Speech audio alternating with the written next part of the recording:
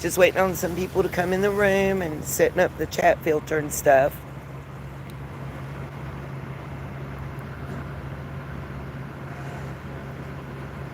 Make sure my microphone's turned all the way up. And don't worry, I'm going to turn this around to where y'all can see and just hear me like we did before.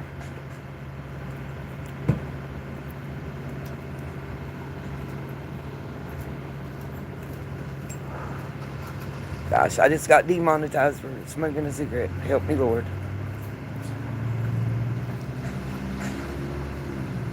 Oh, okay. Is there... Yay! Hello, hello. How's everybody doing? First of all, I wanted to let everybody know I'm doing okay.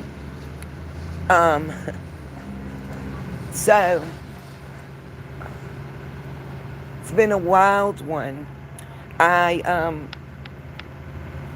had a package come to the old residence, and we called the new owner and went up there Saturday to pick it up. Gosh, guys, my eyebrows look weird. I don't know why. Anyway, went up there to pick it up and got the other mail that I had. So,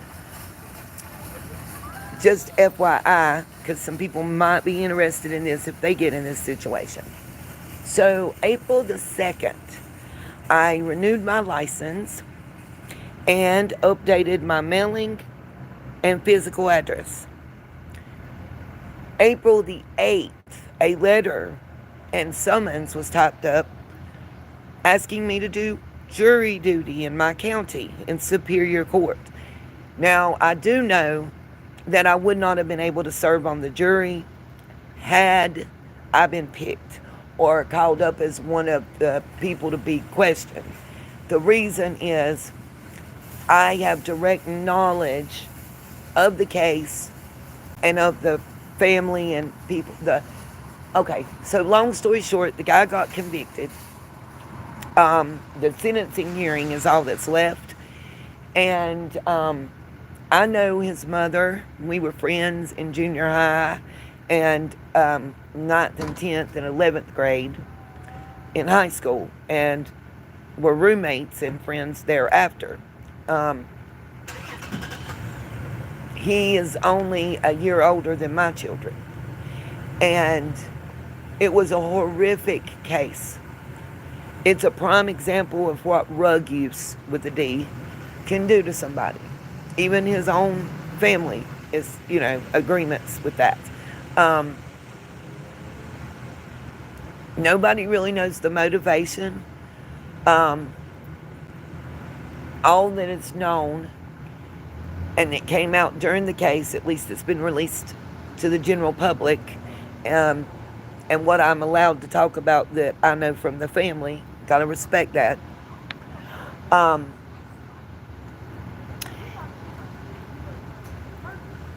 In the same area that I'm going to tell you about what happened Saturday night while I was less than 2 miles from the Walmart that I was parked in overnight. It's called Highway 64. It's a real it didn't used to be a really good area with prime real estate. But math has changed everything around here. And, thank you. So, here's what I'm going to tell you. There was a mobile home. It was in a curve, single wide. The young lady that was in it was very pregnant. She was due to deliver and scheduled for delivery the following day. Sometime after 9 p.m., but before midnight, a car with 3 individuals in it drove by. Everybody turned state's evidence on the one young man I'm speaking of and said he was the shooter. They shot into the mobile home, and the girl due to give birth the next day, along with her baby, did not make it. And he was convicted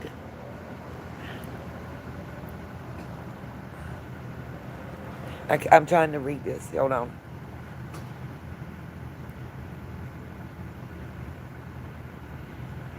I'm not sure about Juriston. Fibonacci and a Dolphin had a podcast in 5D space. Okay. I don't know if that's good or bad. I know what the Fibonacci code is. But anyway, let me get back to this. I'm trying to have the most respect for all parties that were involved in this situation, but tell that it's horrific and it happens even in small towns. So the lady that was pregnant and due to give birth the next day was unalived, along with her unborn child. Because of how far along she was, he was charged with 2 counts of first degree unaliving. He was convicted of 2 counts of second degree. And being that he's about 36 years old currently, and that he's been incarcerated pretty much since the day after the incident, he is going to have to serve right at 68 more years, which means he's not coming home ever. The hard part is, I'm sorry you guys, I'm trying not to be emotional, but it's hard. Because this is a young man that grew up with my children. He played with my kids.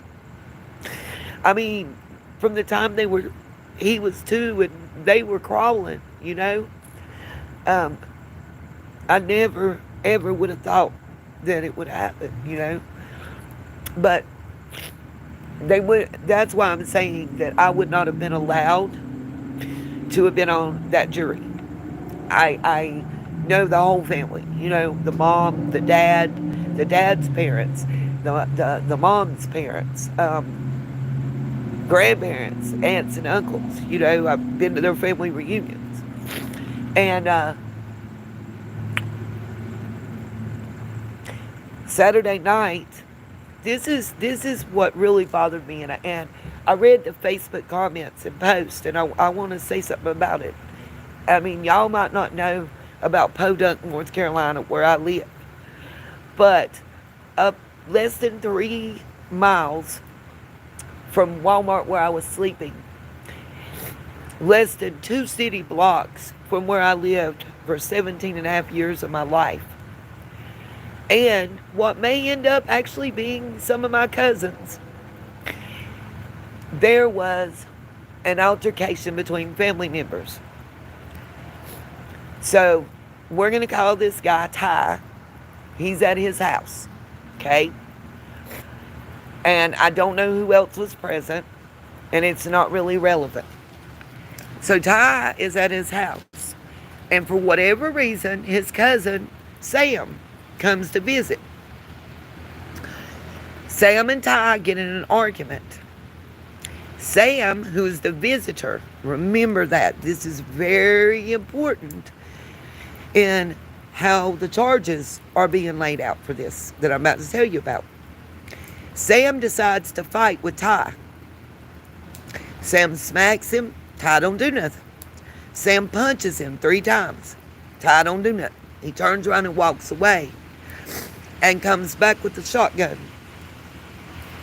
And when Sam runs at Ty, Ty shoots Sam. Sam doesn't survive. They're first cousins. Their moms are sisters. Now, there's a lot of controversy and people wanting to protest and argue around here.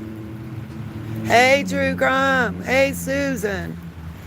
My glasses is fogged up, y'all. Hey, Juriston. I don't know if I'm saying it right or not, but you tell me. And Lisa. Okay.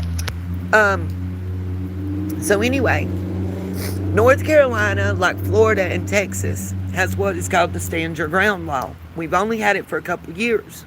So a lot of people are not familiar because we have always been, my whole life, my first 50 years of life, this state was an equal force state, which means if I come at you with fist, You can't pull and pew-pew me, because then that's at the very minimal involuntary unaliving.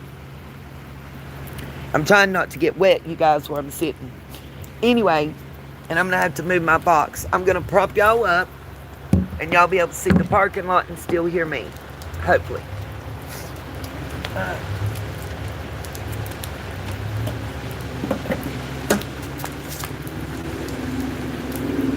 That's charging fast. I'm already at 60%. Okay, so I'm going to let y'all keep seeing everybody. If you can't hear me, let me know. Because I'm trying to stay out of the rain.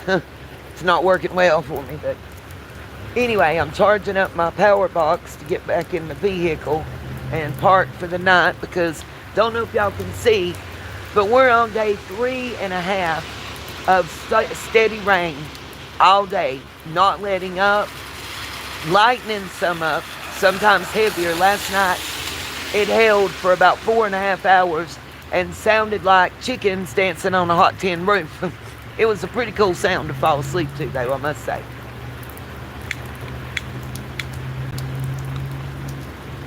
So, with the equal force doctrine, if I come at you with my fist, you can come back with your fist, or a knife, but you can't use a pew-pew, okay? Because that's equal or greater force, but the other's excessive.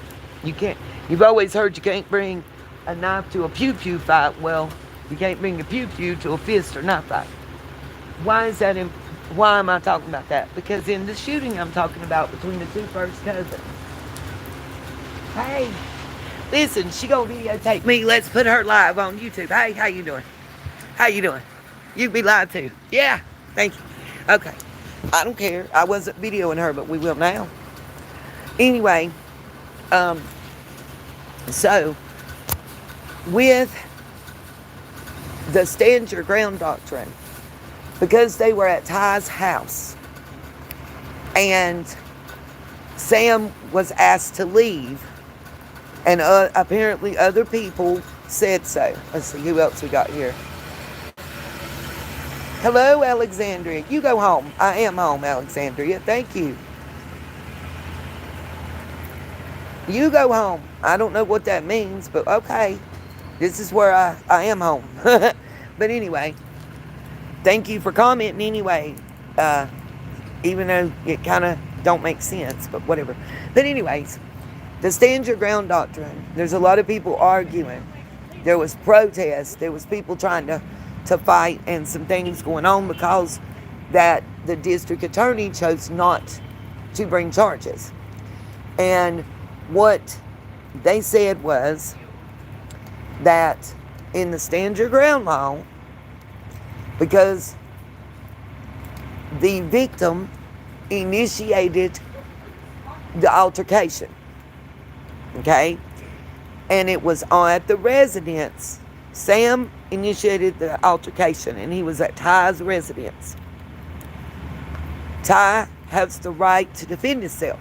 It's not, used to be, you better have him inside your house past the threshold of a window or a door for years until they passed the stand your ground law.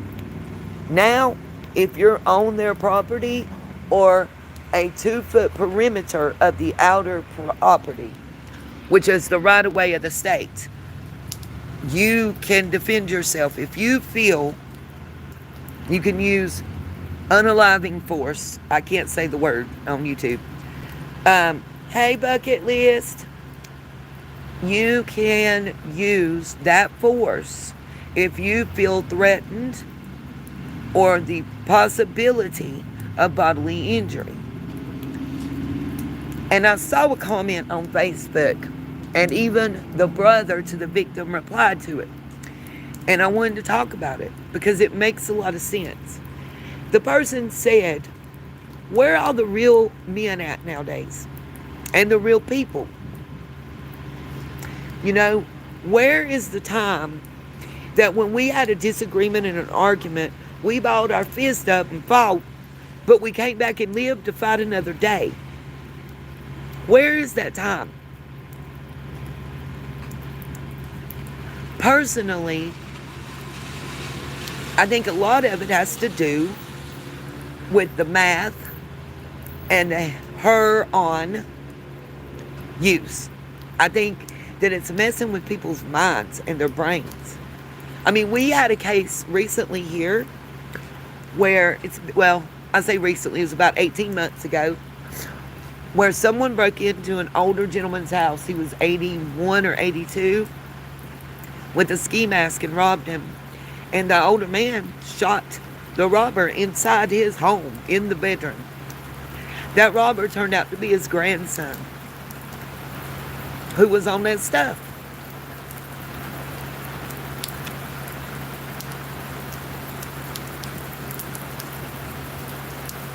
Guys, I'm going to have to turn y'all around, look at the water, and talk, because if y'all can see, it's a pour in the rain. And I mean pouring. But it'll be best to do it that way. At least the camera's steady and dry. So, my whole point in telling you guys this is, and I want to know your thoughts. What happened to the days when you met in the school parking lot and fought and came back for another day? What happened to the days where you were able to settle your argument with words or your fist at the most? You might end up in the hospital. You might even get a broken bone. But you're going to be able to live and fight another day. And somebody said, well, what if it's a 25-year-old man attacking an 80-year-old man? Where's that 80-year-old man's sons, nephews, nieces, brothers to handle that? And we're talking about family in this type of situation. Everybody's family.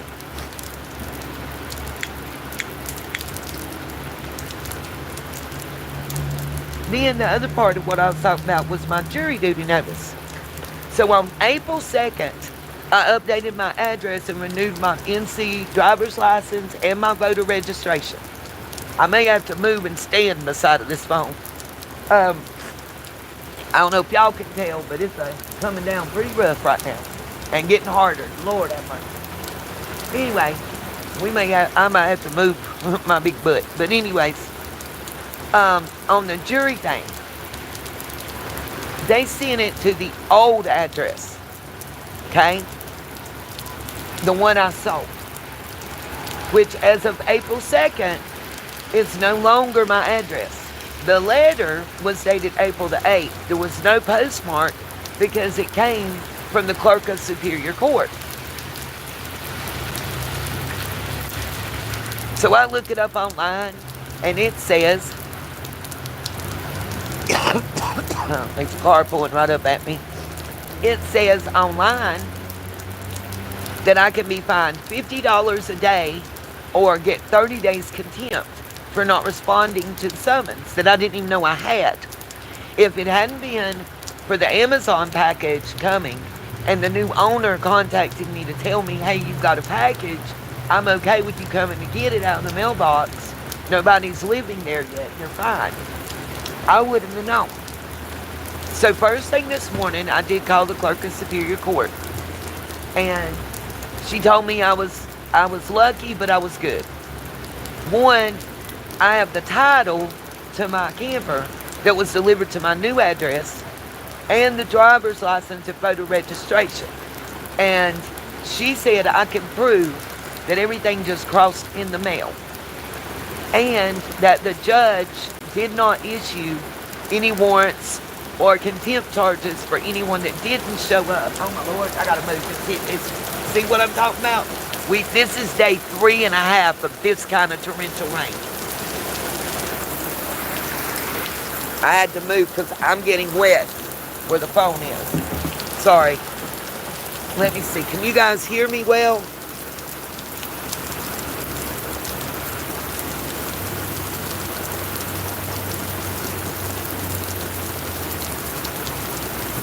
I agree, Lisa. What's up, Flies? How you doing? Elizabeth Phillips, shout out. Thank you. I did get your message, and I appreciate it very much. Thank you. Okay, good.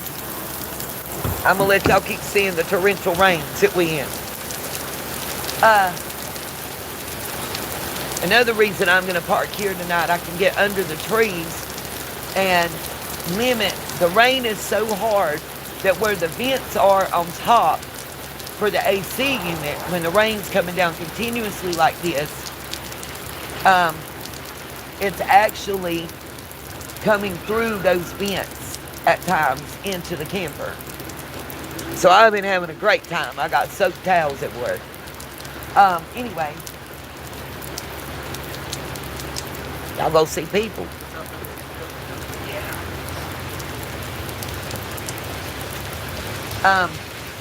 So the other thing, let me give a shout out and a thank you for the Pop-Tarts off of my Amazon wish list.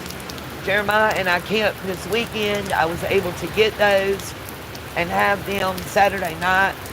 And he said blueberry was his favorite, but the cherry and strawberry is still good. Those were something we didn't even have to worry about heating up. And he felt like king of the world. So thank you so much.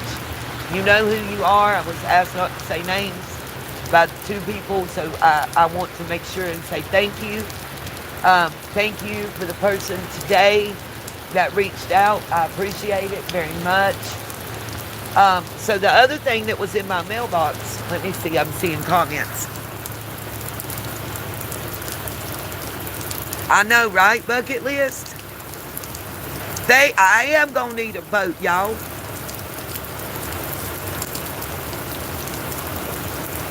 I can't do Flex Seal where I got the water leak because it's actually the air vents where it sucks in air to run the AC unit that's on top.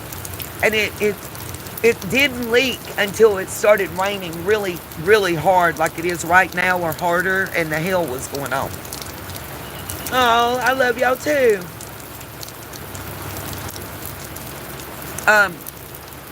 So what I was going to tell you, the other thing, I guess the mortgage company did not get the new address. And we overpaid because they wouldn't give us the payoff amount, so we estimated it. This is something else if y'all ever sell a house to know. And it came out of my portion of funds. And I was okay with that because I wanted to make sure that we avoided FEMA being able to take the land, and that we avoided any foreclosure being able to occur. Because taxes were up to date, but with what the property tax went up to for 2025, there was no way I was going to be able to do that at all. It was going to be nearly impossible. Literally impossible. Property tax went up to over $1,000. And the year Mom died, 2022, it was $148. The next year, $400 and something. The next year, $600 and something. And then this year, it was $968. So nearly $1,000. Let me see, hold on. Yeah, if I had a tarp, I would definitely put it over the top.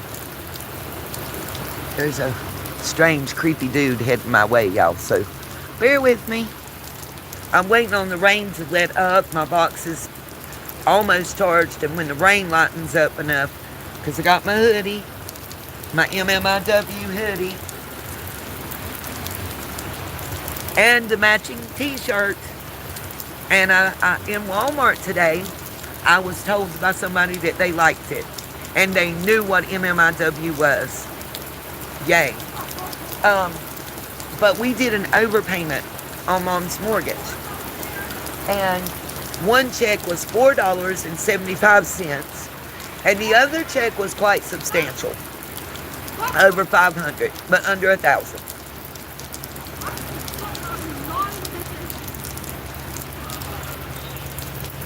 Y'all see his chick.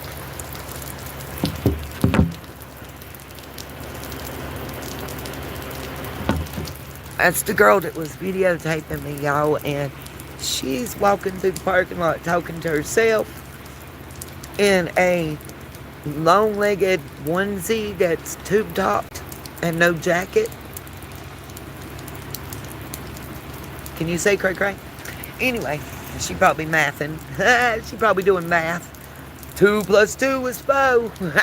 But anyway, I did have a happy Mother's Day. Thank you for asking. I got to see little man, and he spent the night. He loves the motor home. Tomorrow, I'm going to get some transmission fluid, power steering fluid, and more oil, and just make sure all my fluids are full. And as soon as I can get the, I thought she was going to get me. As soon as I can get the checks cashed, I will be putting it in the shop. And I'm going to see if there's anything they can do about the leak through the AC unit, or if that's just going to be something that happens when weather is like this. Because where it's on top in the center, it's got vents on each side and around the front. And then it's got vents on the inside, and the water is leaking in through those. So the overpayment went to Walmart, right? Walmart cashed the check that was $4.75. Okay, I did that one first just to make sure. They're both on the same bank, same company. One was overpayment on the escrow, and one was overpayment on the mortgage. No problem.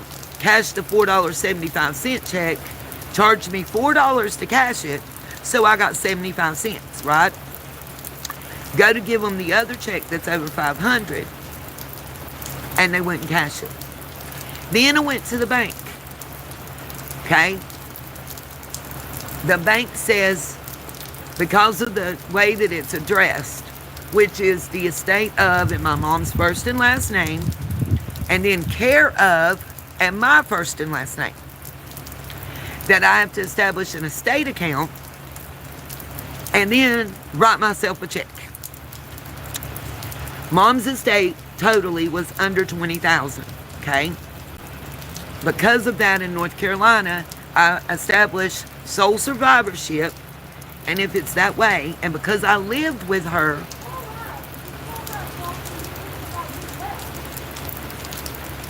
for over 10 years, I qualify to not have to do probate and to not have to put it in the paper and all that, okay? The attorney, and shout out to Wayne Klontz. Let's say shout out to him, okay? He handled Mom's estate. He handled the closing of the house. He expedited matters. He helped me. And he's helping me tomorrow. He's meeting me at the estate division of the courthouse. He's going to pay to reopen the estate because we closed it. I closed the estate account. So I have to pay the courthouse another $120 for a piece of paper giving me permission and saying that I'm the executrix. Then I go to the bank, and we're going to do state employees so I can get me an account there because that's where I prefer to have a bank account. And establish an estate account, turn right around, write him a check for the $120 because he's going to pay it for me. And then for his charge of $120 for doing it, which is cheap. Nobody get mad at him. That's cheap. Most attorneys would be a minimum of $500 straight off the gate around here. You might get lucky and get $350 on a good day, but doubtful. And the one that I know that's a friend is a criminal attorney. Well, everything was really good. Thank you, Lisa. And yes, you're right. It is cheap, true crime. I agree. And coleslaw. Sorry. I'm trying to read. My glasses up here because they keep fogging up on me. But anyway. So here's what we have to do, he said. We go to the courthouse. We show the paperwork where I've already established survivorship. We just have to get a judge to sign off on the paperwork. He's saying that no later than Wednesday morning, I'll be able to pick the paper up from the courthouse, go to the bank, set up the account, and then they may hold the funds. At longest, it'll be Monday or Tuesday of this coming week. And I'll be able to access it and get the repairs done and the windshield wipers and stuff that I need. And the repairs are just fixing what the other mechanic messed up. And I am keeping receipts. and pictures and video, and I'm going to have the new mechanic write a statement because I'm suing the mechanic that broke stuff. I paid $223 labor alone up front, and my camper's in worse shape than it was before he touched it. Period. There's no in between on that. Hey, Miss Justice, welcome. Y'all, they about to fight in the parking lot, the food line employees out here. We might get to see us something. Here, hold on. I don't know if y'all can see them or not. Now, if the rains are slowing down, I'll try to move y'all where you can see. I don't know if y'all can see it, but anyway, back to my ugly mug. What I wanted you to know is they mailed the checks out before my address had fully changed in the computer system. So they mailed them to the house I sold. I feel like they did it on purpose. And like, I'm going to tell you what I told the lawyer. I would prefer to eat this whole check up in court and attorney fees than to let that mortgage company get one more red cent of mine or my mother's money. They tried to keep me from selling the house. They refused to. The reason we even have this issue is because they would not. It was an act of Congress to get a payoff amount. They wouldn't release their own attorney, to tell us the payoff amount. They refused, which is kind of stupid. I mean, we're trying to give you money, but see, with what was owing and the payoff, the house sold, cash sale, for $40,000 cash. That person paying all costs, even attorney fees, court costs, anything. And they gave me $300 up front in earnest money that I used to pay the light bill off and stuff. Anyway, to pay off the mortgage company was right at $23,000. So even with a short sale or a quick sale, they could have doubled their money. And I feel like that's why they gave me such a hard time. I have proof. And when I went back to court to battle them on foreclosure, I had the proof that I had not one, but 2 times been under contract. And both buyers gave me written, notarized statements that the only reason that they backed out was because the mortgage company was refusing to give payoff amounts to attorneys or me. They made me establish survivorship 3 times. And just so y'all know, remember Mom's car that got taken and it took them 14 and a half months and I owed less than $51? I'm within the window and I'm working on it to go after Capital One because they violated North Carolina law. They sent somebody from Georgia and it was legal in Georgia but not in North Carolina. No DOT number was displayed. They didn't even have a license plate, and I do have video. They refused to get the key fobs. Again, I have video proof. As well as in North Carolina, they only had 6 months from my mom's passing to enact that death clause, and they waited 14 and a half. So, I think this attorney is going to take it on a contingency basis because it's right at $9,000 that they owe my mother's estate. And I'm telling you guys this in case somebody ever gets in that position. You know that there are recourse and that there are attorneys out there that don't normally do contingencies that will help, especially if they know there's money. This attorney is not coming up out of his personal pocket and paying $120 at the courthouse tomorrow without knowing that he's going to get that back and then some. It's not good business practice, and it's not the way an attorney does business. We all know that. So I'm comfortable with that. Okay, guys, I can sit back down, so I'm going to put y'all where you can see live action while I talk. Oh, I need to check my box. Anyway, Oh, we're at 86%, you guys. I only got 14 more percent to go. And look here, I got me a good old Coca-Cola. I used my points and I was able to get this for 47 cents at Speedway. Pretty freaking awesome, huh?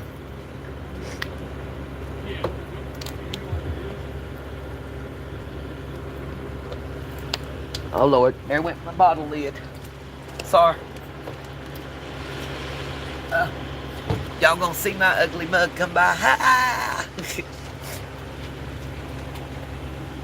Part of this, the reason I want y'all turned out too, is safety reasons.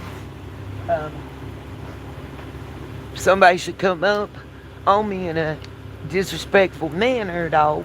We'll have it on videotape and audio. So how many of y'all been, I'm gonna have to ask you and then pull the phone around to see what y'all think. How many of y'all been following Diddy's case today? If you hadn't, let me know if you want me to give you some updates, because I have been catching updates. And can you say explosive? Today, revelations. That's what I was thinking. Revelations from the Bible. Lord have mercy, the things that came out. And I'll have to wait till that truck's gone. Y'all not be able to do nothing I say. But the things that came out, let's see. Yes, Lord. Oh, thank you, True Crime. I really would love to be able to do stuff to help other people, you know?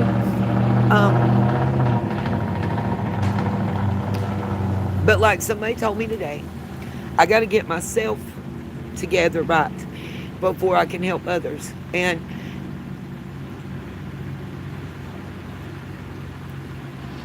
I prayed, and the good Lord answered.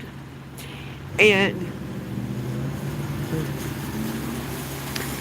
basically, when you walk the right path, it's hard. It's not an easy road to walk. And breathe. He told me I gotta humble myself. What did it say? Wait a minute. What? Why are you in the hospital, Miss Justice?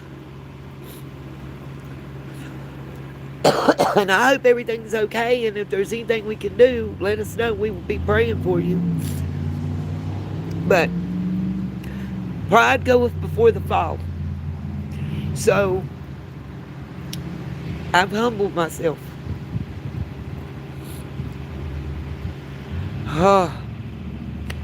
Miss Justice, I've been dealing with that viral chest infection. That's what they told me in urgent care.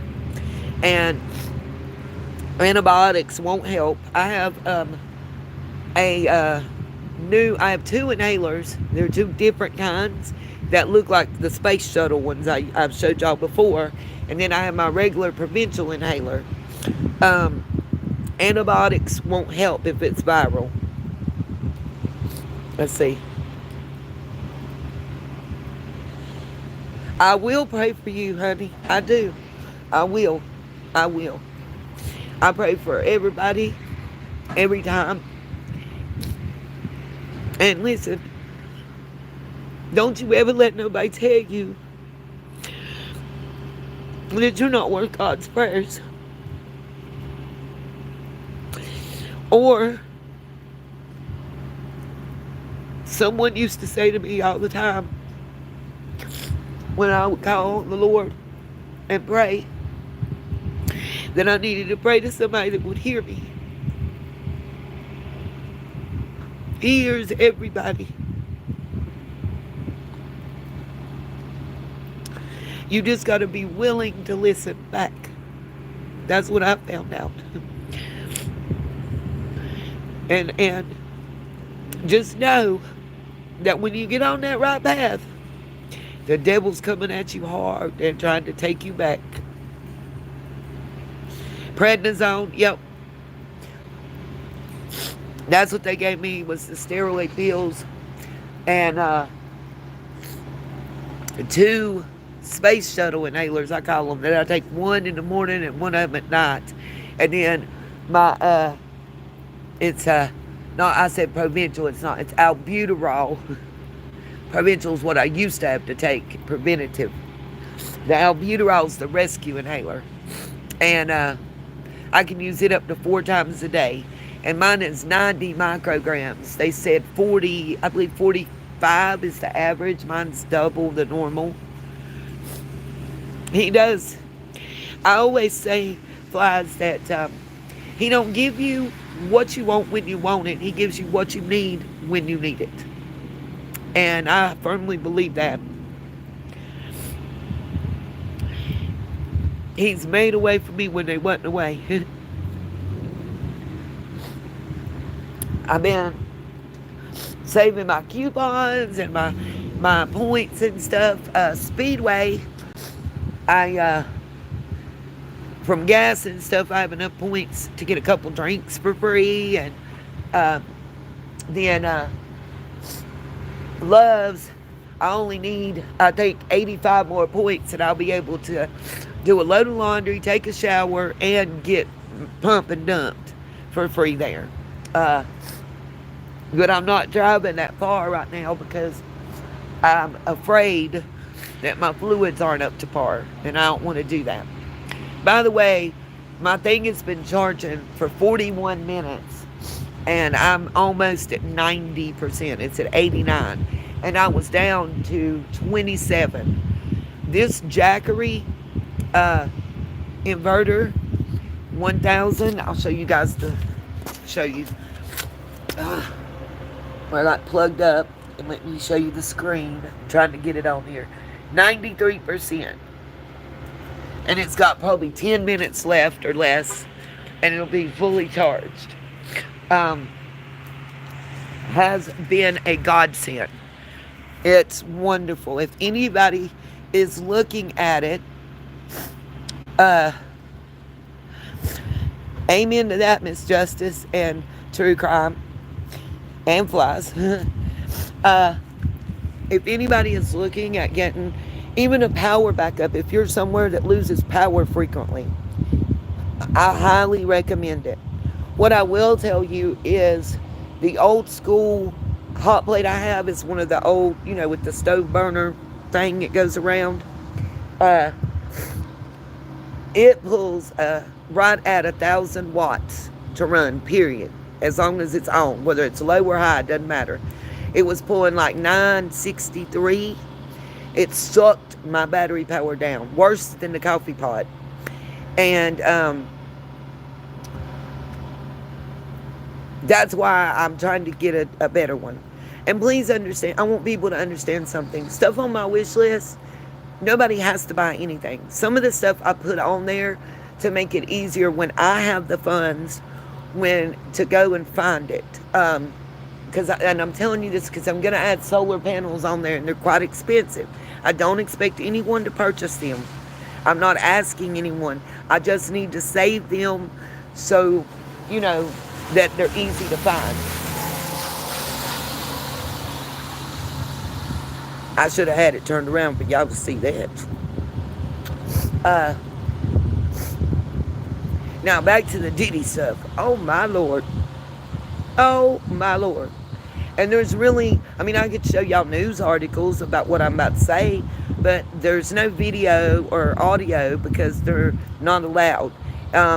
Tweets from independent, I can't think of the name, something press, and I apologize, is the most up to date. The New Yorker and Washington Post and stuff, they're posting it, but they're way slower than the independent. It's something, I'll look it up and put it in the description section of the video. But his have been the most up to date on that. And y'all, we got cray.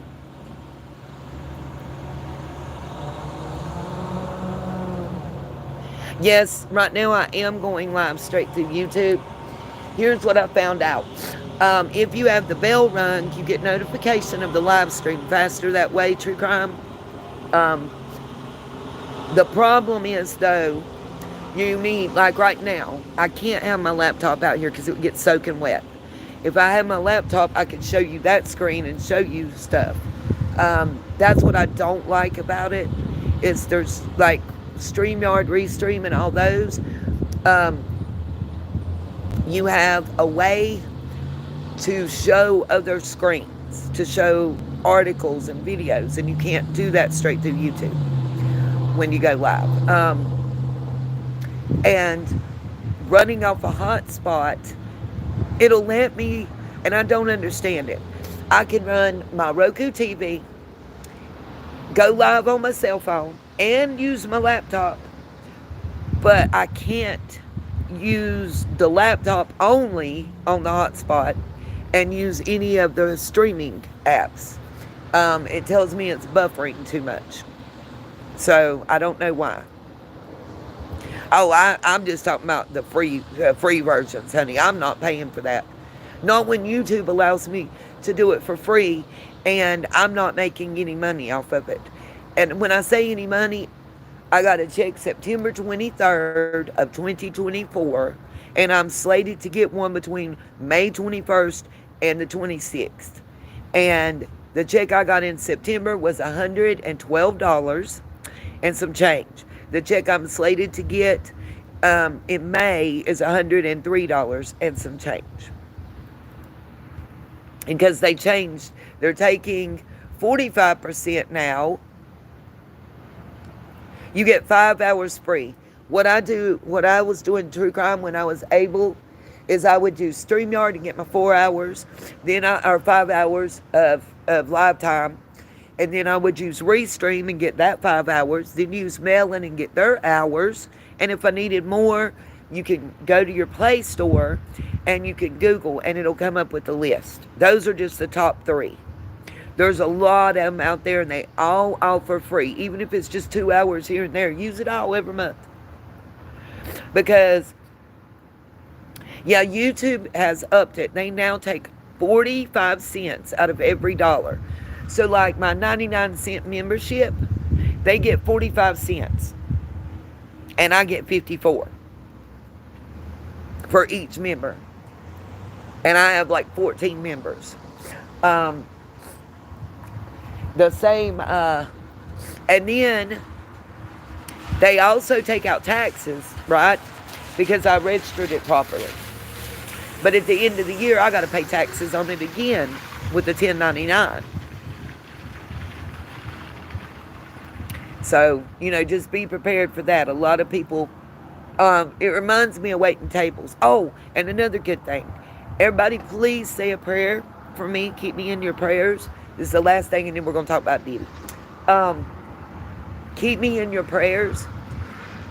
Everything works out. Sometime Wednesday afternoon, I have a job interview at a restaurant. It's probably not paying a lot, but I don't care. Told them I would 2 to 3 days a week, and I'll be extremely happy. Probably minimum wage, or if I'm waiting tables, it'll be $2.03 an hour plus tips. Welcome to North Carolina. And they don't tip a lot around here. Tips are optional. But if they're optional, why does Uncle Sam tax us 11.4% on every $100 in sales, gross, not net? And by the way, every time you use a card, it charges 6 to 18 cents. Discover, believe it or not, is the highest. And for each transaction, and that 6 to 18 cents is passed to your server. So if you use a debit card and you go out to eat and your bill's $100, and it's a nice restaurant, with a hostess and a bar and a bus person, your server gave 5% to the hostess, 5% to the bartender, 10% to the bus person, 11.4% to Uncle Sam of all sales, not tips, sales on all these, and had to pay what's called tip back or tip out, they call it. A lot of times on your printout, in case you don't know when you're a server. You'll notice it's usually a nominal amount. I think I had like $768 in sales, and it was about $14 altogether that I had to pay. And that's the fee for running your debit card. So if you don't tip your server and you pay with a debit card, and you had a hostess, and you have plates that have to be removed, and you had a bar drink, your server probably just paid about $7 to $8 to the bus person, hostess, and bartender to wait on you, and another 20 cents, give or take, to your debit card company, and another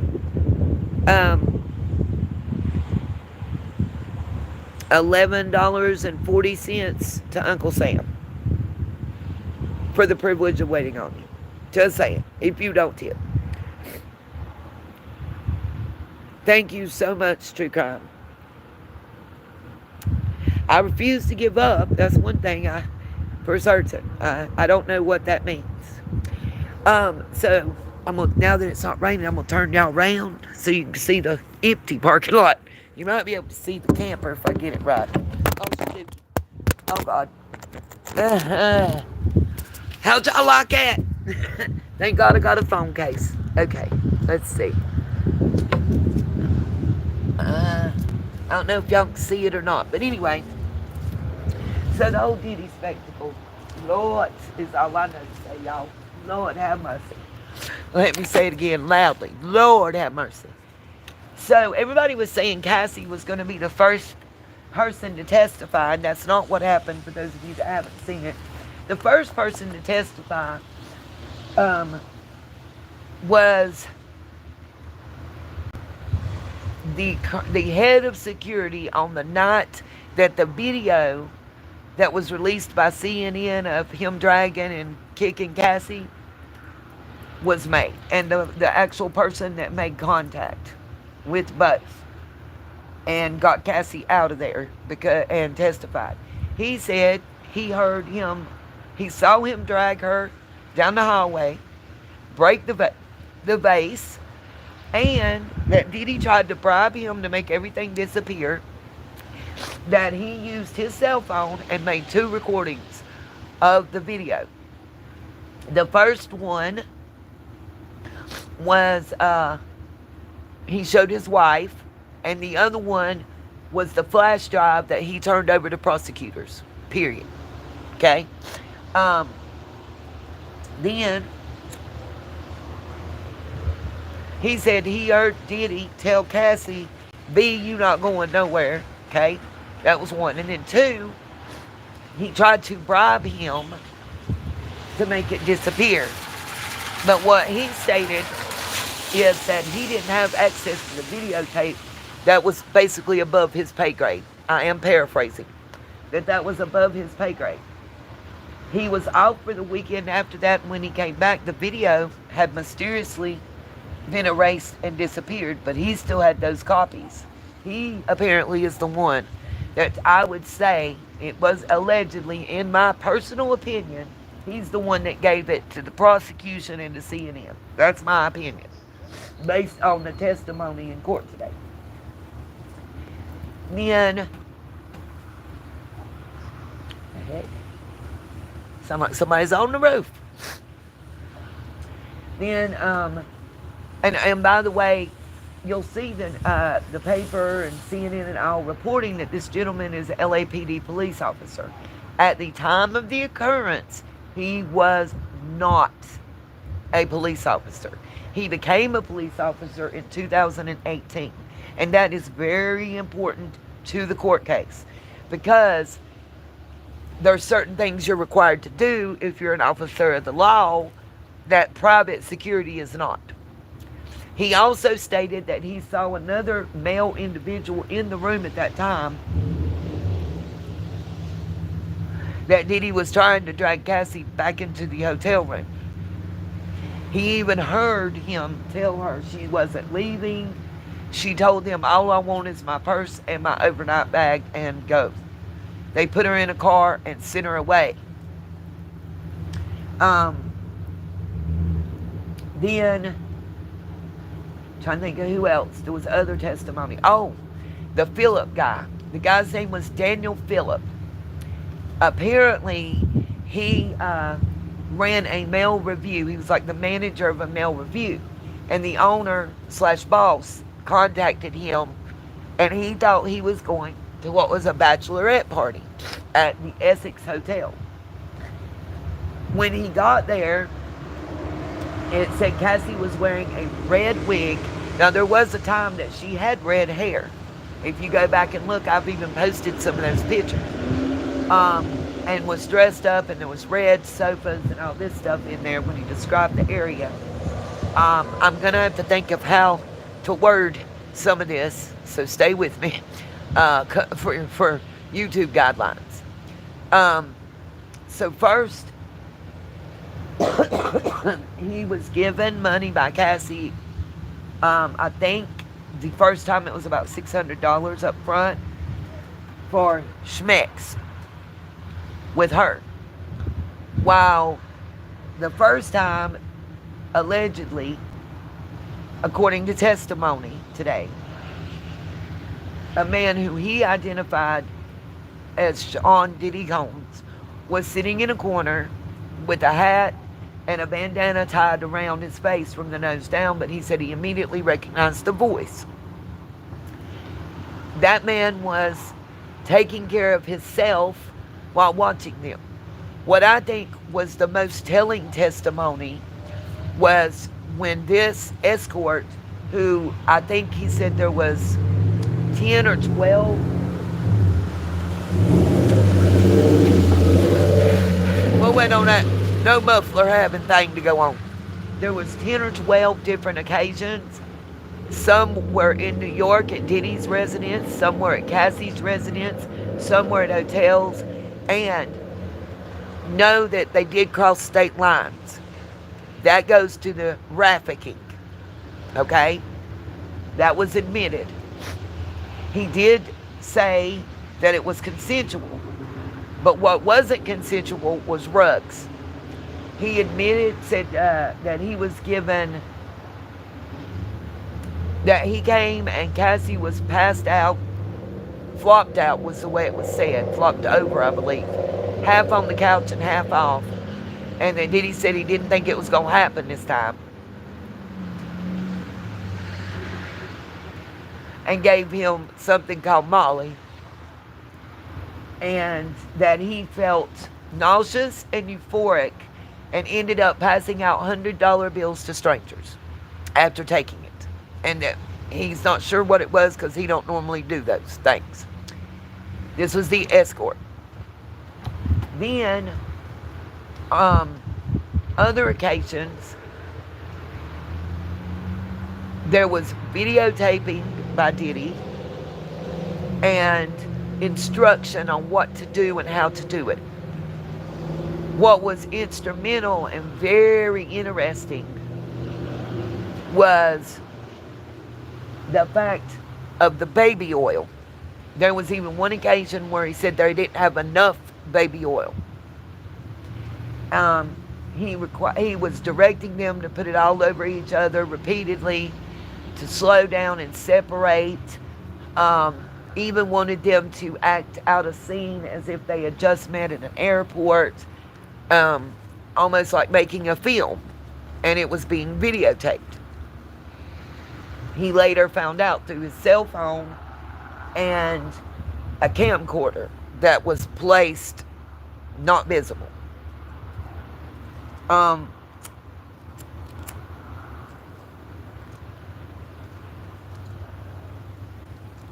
And what I'm telling you came out during a cross and regular exam by the district attorney's office. I want to say I believe this judge is being really fair. There's objections from Diddy's team that are being overruled, and some of them sustained, and the same from the prosecutor. And it seems that the judge is trying to do this with expediency, jurisprudence. They did show the video today in court of Cassie and Diddy that we all saw on CNN, but it's the extended version. The cameras, they said, are motion censored. That's why there's various camera angles because when one's not catching a movement, the other one is. And that was very important, apparently, to the case. And the baby oil stuff, the state, the prosecution seemed to really, really, really, really be interested in that part.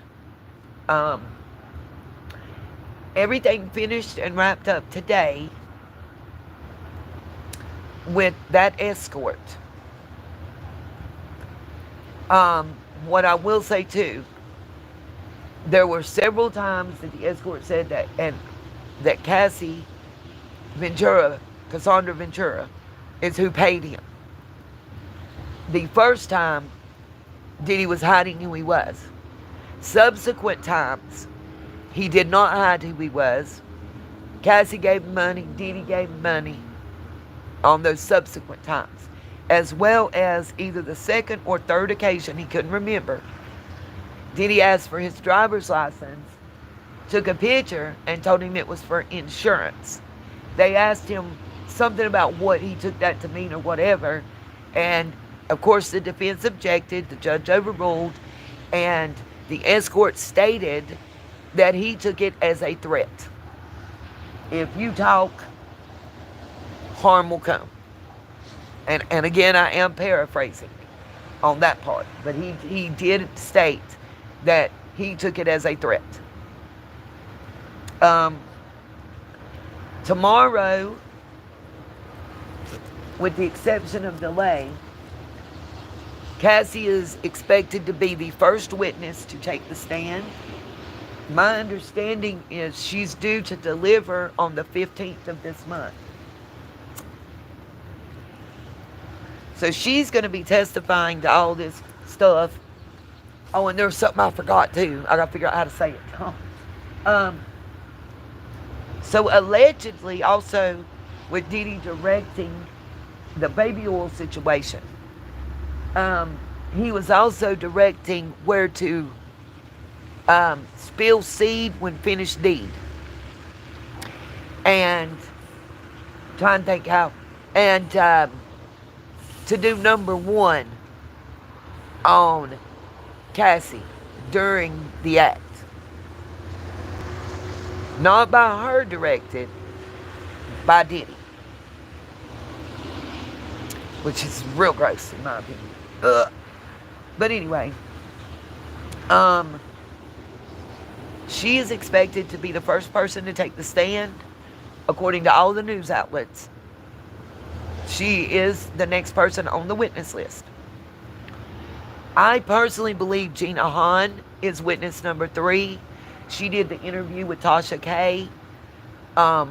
Real pretty girl, but not the brightest bulb in the shed. Okay? Let's just keep it 100.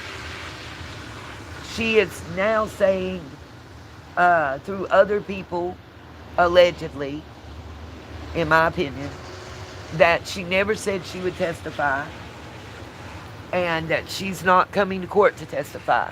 Girlfriend, I hope whatever you got promised is worth it, because they gonna subpoena you. If you didn't see the Young Thug case and Woody and the girl that testified that was with the one associate of Thug and the others, and the guy that was in the hospital with sickle cell, if you didn't see all that, Gina, you need to go look at it and ask somebody. That's state. And the state even took away the right to take the fifth on the stand. The state subpoenaed them and threw them in jail. Do you honestly think, after the public statements that you made that are out there for the world to see, that they're not going to subpoena you and impeach your testimony if you don't co-sign what you said? If you say that what you did in that interview and said in that interview is a lie, then Tasha K can sue you, because you put her in a situation to where she can get sued for defamation and slander and libel. And the feds are not going to take kindly to that. They will throw you in jail for contempt, indefinite contempt. They can hold you indefinitely until the trial and sentencing of everyone involved that gets on trial is done. Please know that. She has retracted her statements multiple times.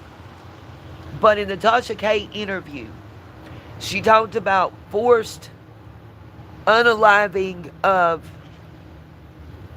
in utero infants. I can't say the abort on word on YouTube. She talked about being stomped in the stomach and beat and drugged and everything. And then they have the tweets between her and Young Miami saying basically, if Diddy, in my opinion, the tweets seem to say, if I tell him to call you over here and you do me and him, you're a eat. She told her she was an eater. Take that how you will. And she responded back, and it was named and tagged. Remember that, because these people out here doing interviews and making statements on social media and thinking that ish ain't gonna come back and bite you. These people are not gonna put up with that.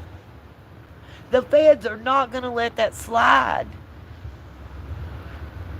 Do you really think that the federal government, the federal prosecution office of New York, do you really believe for an instant that they're gonna allow Gina or anybody else to make them look foolish? Of course not. Of course not. They're not going to take that from anyone.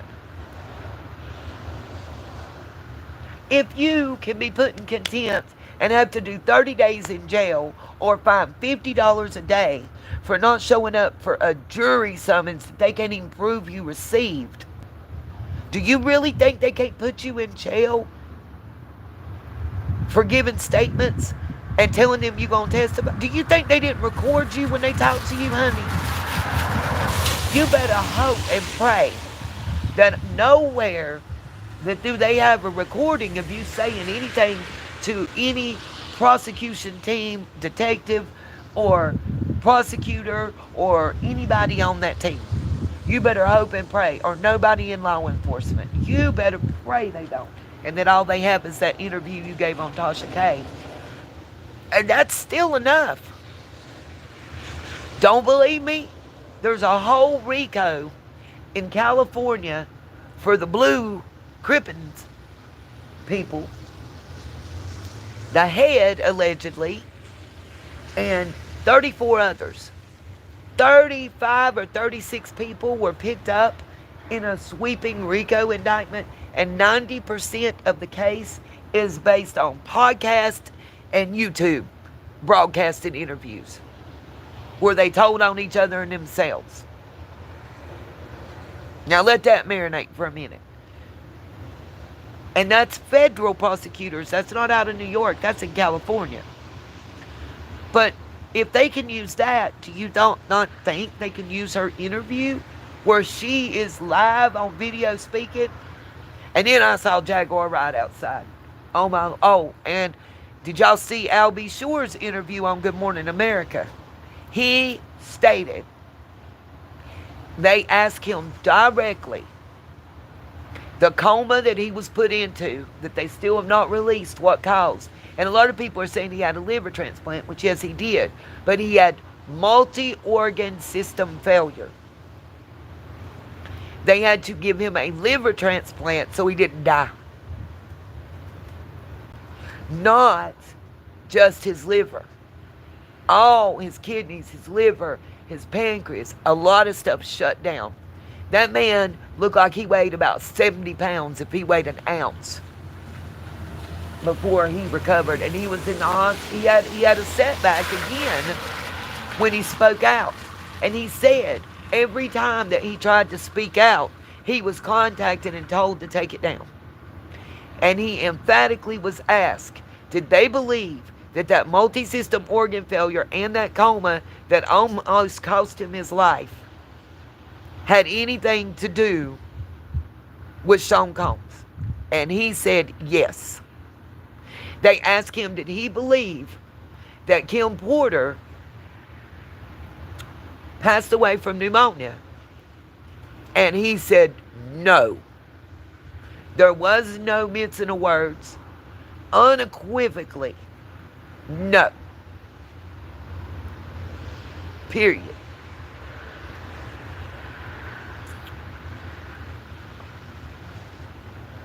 Also, I got this like this. If the cops come, we'll have that video too. I'll make sure, because I'm not going to be harassed. I'm in public. The business I'm at still open for business. And I asked them about plugging up, and they told me they didn't care. So, I'm parked far away and not bothering nobody. Just so everybody knows. But the reason I'm telling you all this is, and he did say he had been subpoenaed by the prosecution. That's up for grabs because there's supposed to be a gag order. So if he's really been subpoenaed, he might get in trouble for talking and doing that interview. And he does have his book finally coming out that he's been trying to publish. The last time he tried to publish it, that's when he ended up in the coma. He said he was warned to watch his back by Kim Porter before her passing. And that he had just seen her in person with all the kids and everything 48 hours before she passed away. And she was in good health, no problems. And that's why he doesn't believe the party line of the pneumonia. See, something else that came out about it too. I'm trying to remember. I don't have my notes. I apologize. I'm trying to go from my old lady memory. But,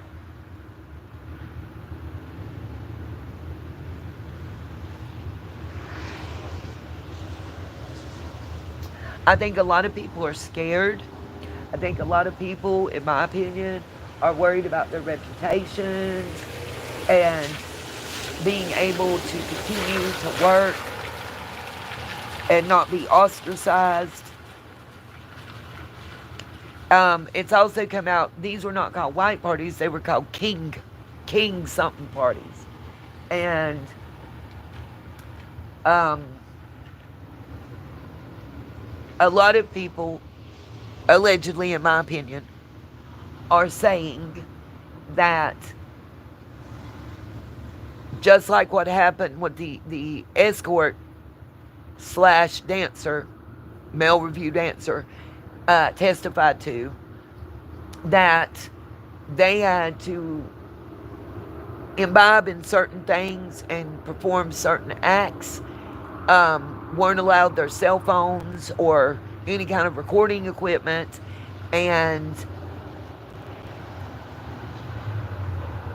basically were pictures, video taken, so that they would have something to lose if they talked or went to law enforcement or the press. We may never know. Just kind of like the Epstein thing that's going on. I believe no matter who it is in power, that when you have certain highly powerful individuals, that no matter who is running the country, it's not going to come out.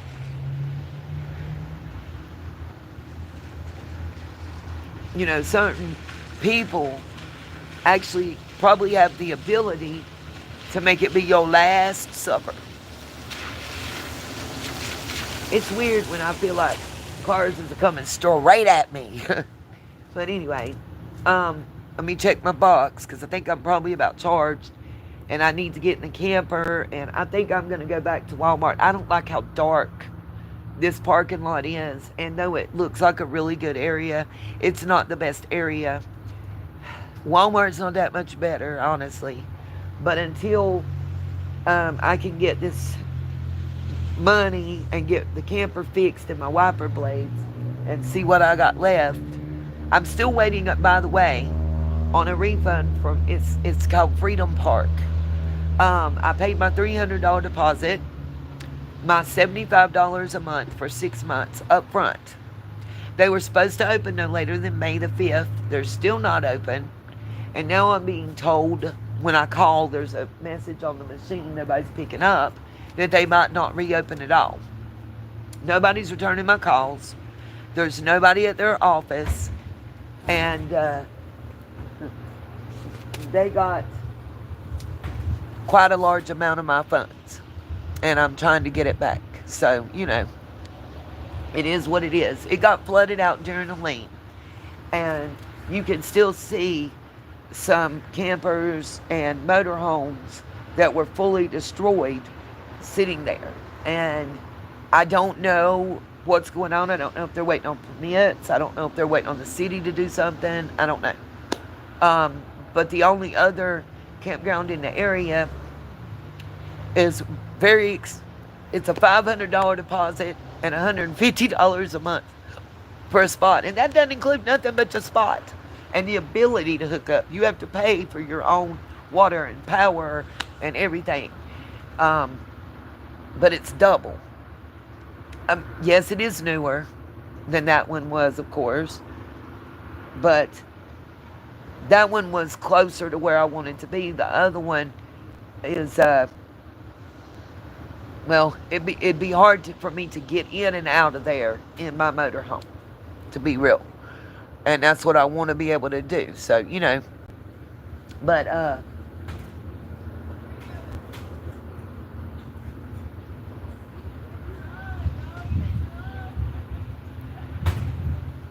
well, I guess we might have because people coming in right at close, but I don't know. Might see some arguments and fights. I was getting ready to sign off and leave. But anyway, I'm trying to figure that out. What I am looking at, and if somebody knows how I can find out, I would like to do a KOA membership for like 6 months to a year, paid up in advance if I could. That way, no matter where I'm at, I would be able to park. And there is one within a less than 20 miles from here where I'm at right now. I know there's a KOA. And they're, actually going both directions, going up the mountain towards Asheville and then going through Lenoir towards Blowing Rock. But I don't know if the one in Blowing Rock is still operational. I do know that they have reopened the one that's in Old Fort. But I don't know if you get the KOA, is that just for one specific campground or is that for any KOA?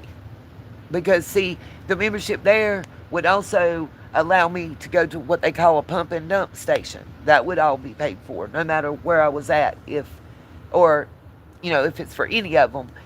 If it's just for that one, it would just be at that one, of course. I do know that most major truck stops allow pump and dump. Mine, by the way, in case anybody's wondering, I don't have the box you pull out and dump. It's like pneumatic tubes. No, I don't have AAA, but I do have roadside assistance through my insurance company.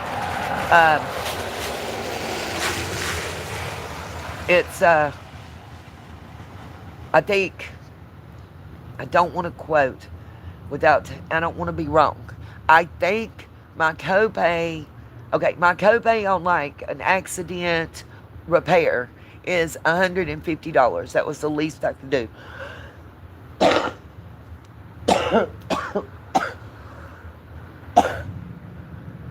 On the roadside assistance, it's $300, and that was the minimum.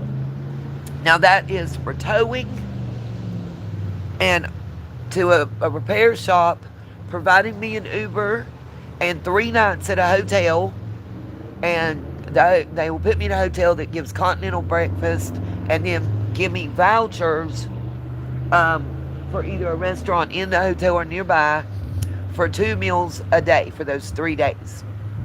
And then they'll Uber me to the garage to pick it up, which isn't bad. Y'all know repairs are high.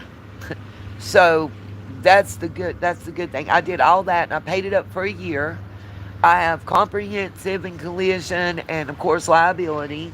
I have all the insurances. I even got a that's one reason that I'm not exactly sure of my deductibles. 2 days, 3 days ago, we'll say within the last 7 days. So I'm accurate.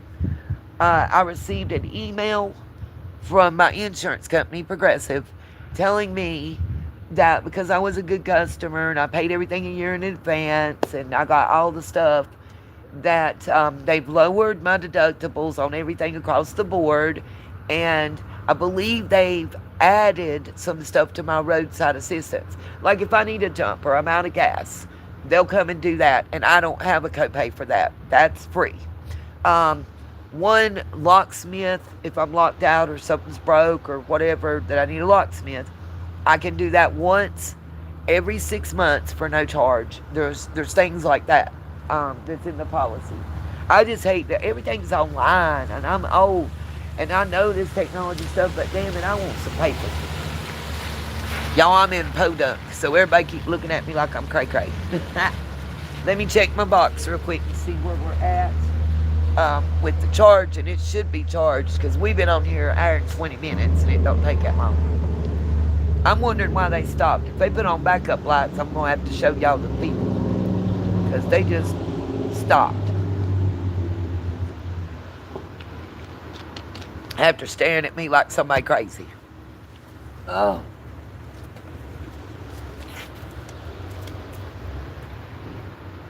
Yay, we're at 100%.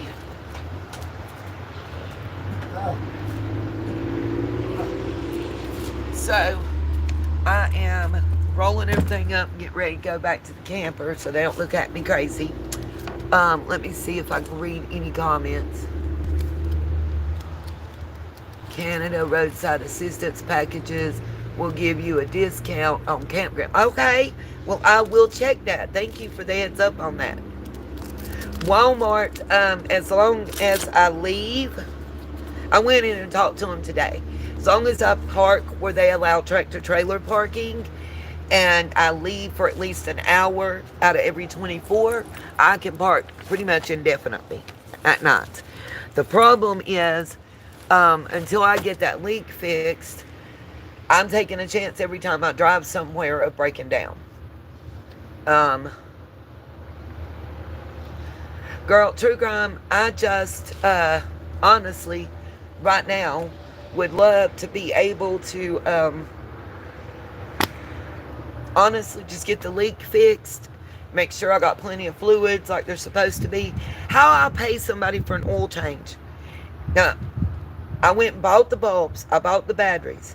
I bought 2 of the big gallon jugs of oil and the oil filter, right? I paid $223 to the mechanic and bought all that stuff.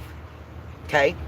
At AutoZone, where I purchased everything, I spent over $1,100. I have receipts to prove it. Okay? Tell me why I have less than a quart of oil left over out of 2 gallons, because it didn't take that. It was supposed to take 6.5 quarts. And I bought nearly 11 quarts altogether. And why today I had to put 2 quarts in the oil, but I'm not leaking oil. I don't think it was put in there. I don't think the oil was put in there. I think it was used for his vehicle he was working on. Honestly. And he tore up stuff. Like, why are you touching my transmission box and transmission lines? What does that have to do with your oil change? And it's not, let me read what was said here. Hold on. Check out the KOA membership thing. I did not know it works or how much it is, but I know you get 10% off daily and earn. Okay, good deal. Thank you, Flies. I don't know how it works either. I'm doing research to find out. So, after paying $223 and him having my camper for 3 weeks and 4 days, I have a check engine light on that wasn't on before he touched it. All he did was an oil change. And before somebody says, oh, it's an RV, it's different, yada yada. No. No. The engine that's in my RV is a standard Chevy 454. Some people call it a Stoker 454. It's a standard 454 straight 8 engine. It's not a V8, straight 8. So it has a carburetor with jets instead of fuel injection. Okay. It's a 95, and for nearly 12 years, Chevrolet put it in their bigger, pickup trucks and Suburbans and Tahoes. Mine comes up as a Tahoe at AutoZone. I call it a gas guzzler. I would have thought so, Flies, but honestly, it gets better gas mileage than Mama's little Nissan did. Yep. Let's see. Yeah, I felt real fishy by it too. That's why I said I kept my receipts, and I'm going, as soon as this check clears with the estate, I'm taking it to probably have to go to Asheville or Charlotte, honestly. Yeah, it is. The engine that's in it is awesome. And what I was told by AutoZone, O'Reilly's, and Advanced Auto Parts, and 2 other shops that I called, one was a Chevrolet dealership, was if a mechanic cannot work on that Chevy 454, they're not a mechanic. It's got a carburetor with fuel injection. Basically, if anybody knows what a Holley 4-barrel carb is, similar to that kind of setup with the floats and everything. And it has 3 access points to get to it. You can get underneath, you can come in from the front hood, and in between the driver's and passenger seats, there's a piece as big as me that lifts off, and right there's the breather, the carburetor, everything. There's no reason to do an oil change that there should have been anywhere near transmission stuff. It's not, as my papa used to say, one of them sideways motors where everything's wedged in. There's plenty of room. I'm reading y'all. I agree with you. I was every day over there. It's because he was arguing with his wife and had a new girlfriend and all kind of stuff going on, and it had nothing to do with me. And I feel like that he, honestly, I think they were arguing. He was standing there in front of my ish, and he took the wrench he had and popped that copper pipe that goes into that box. Then he tried to fabricate something and tell me that's what was leaking, and he fabricated a piece that looks like a screw with a nut in the middle to put it back together, and it's not sealing, so it's just leaking. If the engine's running, it's leaking. And it controls my transmission and power steering. So it's just been rough. Like, I almost feel like it was done on purpose so we could get more money. I don't either. Why was he near it? To change the oil. The bulbs was my signal light, turn signals, and it's bulbs. It looks like bulbs that you put in a night light. They're about that size, and old school bulbs. They're not the the new kind. They're older. And I had my brake lights were out, and my turn signal on the driver's side wasn't working. So that was it. Put the batteries in that he told me not to have AutoZone do. By the way, I drove the camper to AutoZone to pick everything up. Okay? No, before he touched it, there was no service engine light on. I drove all the way, nearly 2 hours from Waynesville in the Smoky Mountains to where I live. Didn't have no problems. Only reason I got an oil change is the people that sold it to me told me, hey, we just replaced hoses and belts. You need your 12-volt battery and your main battery replaced and an oil change. And then those light bulbs that I found out wasn't working. That was it. That was it. And by the way, just so anybody thinks that I didn't do this smart, not only did I get the Jackery, I had to go to Walmart to order it because it was way cheaper than Amazon. It's a cord that's about a foot and a half long, if that. And on the one end, that it's got a box and a what they call a female plug, and the other end is a male plug. The male plug is just a standard wall plug. The end that's the female plug fits the cord that comes out of my camper. If you're dry camping, they call it, where you can hook up to power. Believe it or not, it was quite expensive for that, because the box that's on the female plug takes, where the camper is 30 amps, it takes and transforms it into, I believe it's 50 amps, but I may be wrong. But it does transform it into the proper amperage for a standard US plug. Let me read what it said. Like my oil changed at driving time. We don't have one anymore. They closed down. I would love to be able to watch on camera. Something I honestly don't know what it's going to cost. I planned on going to Camping World and RV Center that was side by side. And as I've told people,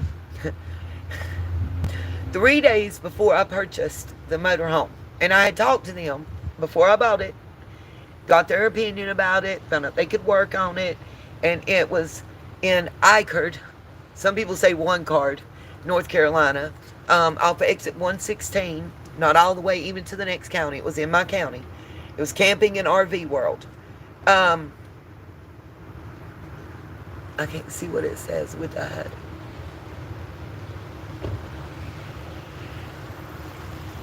A water pressure valve for when you're hooked up. Yes. Yeah, I'll tell y'all.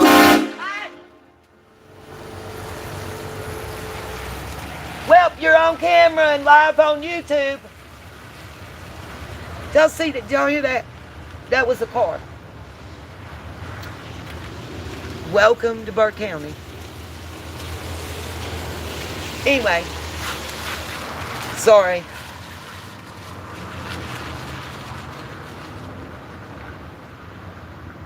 Yes, I agree with that a-hole statement. Anyway, and I don't know him. It's not somebody I know. Trying to be funny or cute. Anyways, I even forgot what I was saying, you guys. RV World and Camping Center closed down because there was a big controversy. It did make national news. There's a huge, I think it was 150-foot size flag that was a rebel flag that was in the residential house next door to the RV World. Long story short, they quietly shut down. And, yep, they wanted some attention and they gonna get it. Ha! But anyway,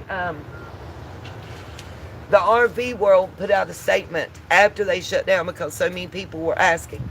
And what they said was that due to the court and the North Carolina appeals court saying that it was that residential person's right to fly that rebel flag right off the interstate right next to Camping and RV World, they shut down from that location and moved out because they didn't want to be associated with the controversy.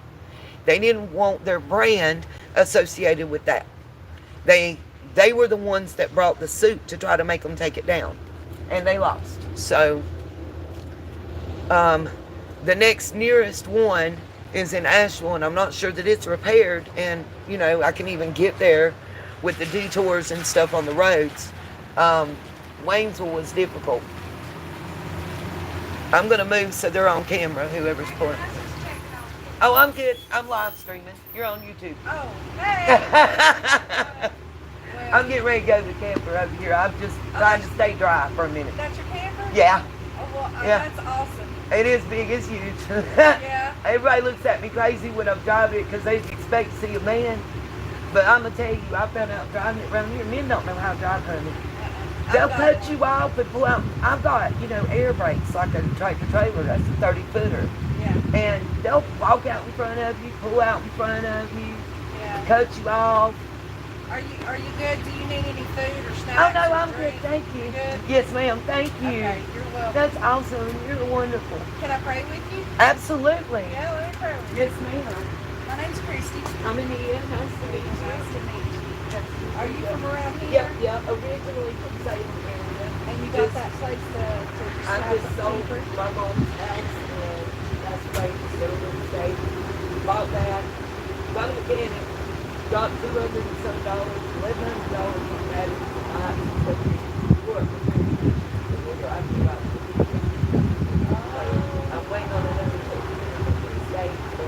I was going to give them on the road and I when they shut down over that record, that's what I'm saying, over the red flag. And the next one was up in Asheville or in the Norway. Okay. Yeah. Okay. I guess getting where you're going. Just in favor and safety, that's all I have to say. What's your name again? That's good. Father, I just thank you for Lord, I thank you for the peace that passes all understanding, God. I speak peace into her life, God. Lord, I silence the voice of the enemy in the mighty name of Jesus Christ. Lord, I plead the blood of Jesus over her, Father. Lord, I thank you, Father, that she knows you, that she loves you, that she cries out to you, God. Lord, I pray, Father, Lord, that you would give her divine direction and wisdom, God. Lord, that you would move like only you can in her life, Lord. Lord, I see a lot of hurt in her heart, God. Lord, she's built up some walls, Father. She's built up some walls because of all the hurt and the pain, Father. And Lord, right now in the name of Jesus, Lord, I pray that you would begin to tear those walls down for her, God. Lord, that you would work with her, Father. Lord, that you would teach her how to forgive the things that she feels like she can't forgive, God. Lord, I've been there, Father. And Lord, trauma is a prison, but unforgiveness and bitterness is the chains that hold us in that prison. So, Lord, I pray that you'll set her free, God. Lord, that you'll touch her heart, God, and that you'll do what only you can do in her life, God. Lord, set a hedge of protection around her, God, and do what only you can do in Jesus' mighty name. You were I love my mom. She's super happy. My son, we lost your son, too. You have great. Oh, little bit.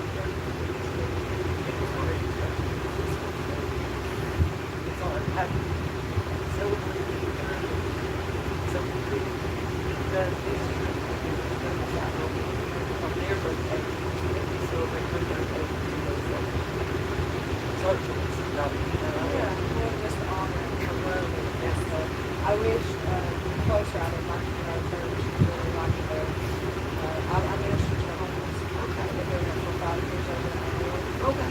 And I bring people and they can see spiritual. Really, it don't matter who you're out with. And the people go there and they love what they're And that's what I was just telling someone. I was thankful for my life and everything's been wrong. Because I was 80 years old. A lot of reached out to me. I was angry. But maybe that was the truth. I wouldn't say it. Real wrong. And like I was just saying, if we can do it. It's not and it's since I've been doing it, it's not hard. I promise you. Oh, yeah, It's I know. hard. All I Pray do about is that, pray. too. All I do is pray. Let me pray about that. Right now, in the name of Jesus, Lord, I bind and I rebuke every enemy coming against my sister in the mighty name of Jesus. I cancel every assignment of the enemy in the spiritual realm by the blood of Jesus Christ. You have no authority. I command you to leave her life. I command your schemes null and void in the name of Jesus. And I thank you, Father. Lord, I thank you for deliverance, God. Lord, I pray, Father, that you would supernaturally deliver her as she sleeps tonight, God. Lord, that you would send mighty angels, mighty warring angels, Lord, to deliver in the name of Jesus, God. Every generational curse be broken by the blood of Jesus. Hallelujah. Thank you, Jesus. In Jesus' name. Thank you, everybody. She's not always. Well, I mean, you're good. You got food. Yep. You got drink. Yes, You're good. I Do you need a poncho? I got stuff. I just walked out here and charged my converter in that thing. Yeah. That's a jacket. You can bring a converter. Okay. That way I don't have to plug up or use my 12 volt, but it'll run something that we call a hot blade for TV, whatever I need. Thank you. Thank you. Bless you. Thank you so much. I feel, thank you. Y'all will thank you. Thank you. Take care. You too. Oh, let me find my keys where I stuck them in here. Oh, I know they're in here. Oh, you guys, please tell me I put my keys in here and I didn't leave them in the camper. That's the smartest thing. Well, I didn't lock it. Okay. I hope that y'all were walking back with me, so just be prepared. I'm not finding the keys nowhere, and I don't want to. Sorry, y'all. That was a blessing. There are good people out there. That's what I was trying to tell people. We still have good people in this world. Even here. And it's the truth. Oh, I didn't do that for y'all to cry. I didn't. I was just happy with the fact that they stopped and they cared and they asked. And oh, now I gotta find my car keys though, man. Y'all, I hope I hadn't dropped them out here nowhere. Y'all were going with me to the camper, because if I've lost the keys, I'm screwed. Oh, I'm hoping I left them laying inside because I didn't lock it, thank God, or I wouldn't be able to get in. Oh, sorry, y'all. You know, like I was saying earlier, whenever you do decide, you know, that you open up and let God in, it's hard because the devil be coming. And I told y'all I prayed, and he told me to humble myself and accept what he offered and was giving me, and ask for help when needed. And I kind of feel like it's almost substantiating my prayers. I don't know what y'all think. I was gonna end it. Y'all, they were.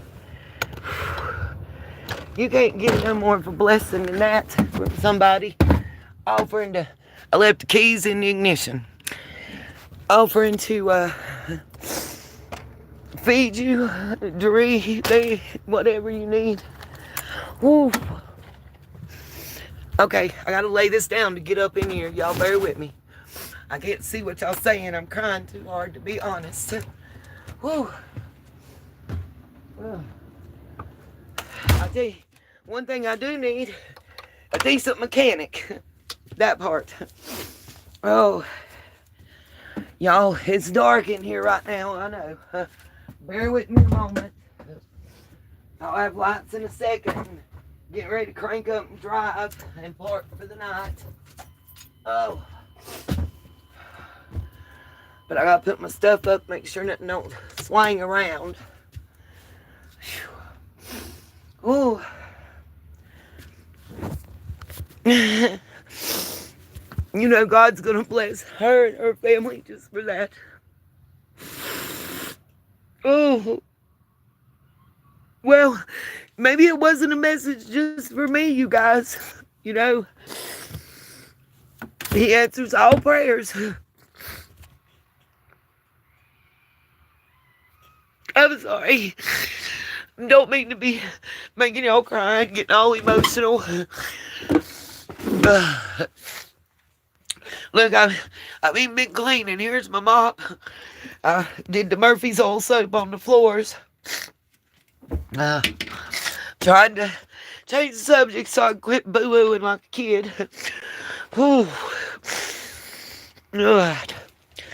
But you know,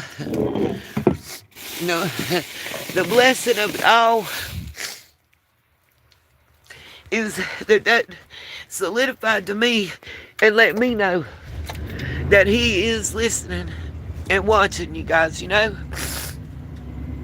And maybe there was one of you here that needed to hear that. I don't know. That's not for me to say or know. He knows. Ugh. So, and y'all was asking me about Walmart. I went in, by the way, somebody asked me, and I'm going to show you. I got to turn the camera work is not my thing. Okay, so, and that's not the person that blew. So I don't know if y'all can see. But right here is as far as the window goes up. There's that gap. I've been using a cardboard box to fill that gap and cover it. And like, let's see, I'm gonna turn the camera around and let y'all see some. So I hope y'all can see them when they move. The wipers, there's a piece that be a flapping coming off. It doesn't do the greatest. I hope that it's okay like that, you know. Y'all can see my little light from the dollar store hanging. Them suckers hang in there too. They don't come off while I'm driving. Let me clear my glasses and my snot and my eyes. People going, you did me not in a grind.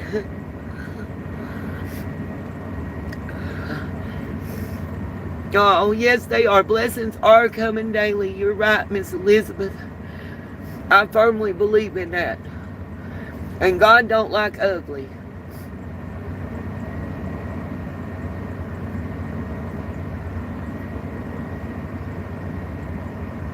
I hit a button.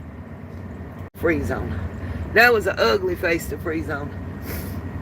Yep, we all did need to hear that. I'm reading everybody's comments, you guys. I'm sorry. Yeah, we all needed that. You're right, True Crime. I think it was. I can't stop crying either, and I gotta drive. Thank you, Miss Elizabeth. And I don't know if you heard me, but I did say thank you. I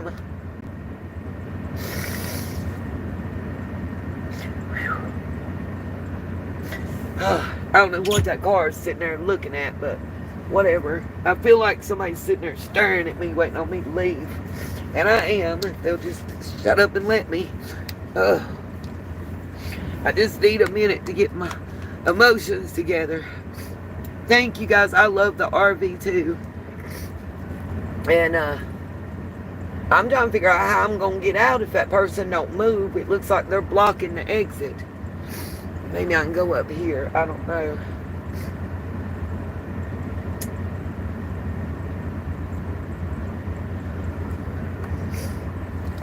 Okay. Alrighty. That was a lot, y'all.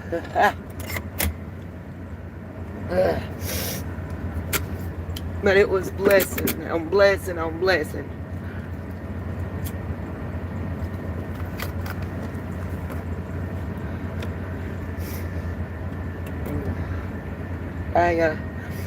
I'm glad that everybody was here for that and able to, you know, catch that blessing, you know.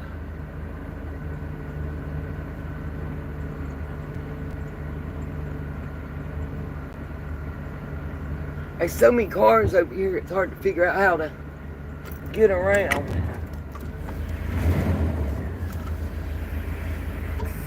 I'm trying to get out. I think it's straight up there. Yeah. No. We'll go this way.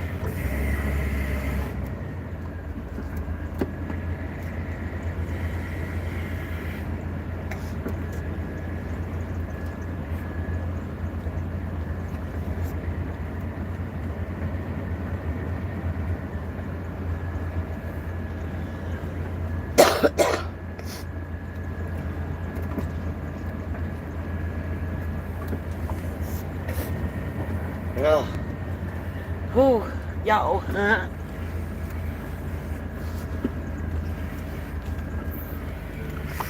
Oh.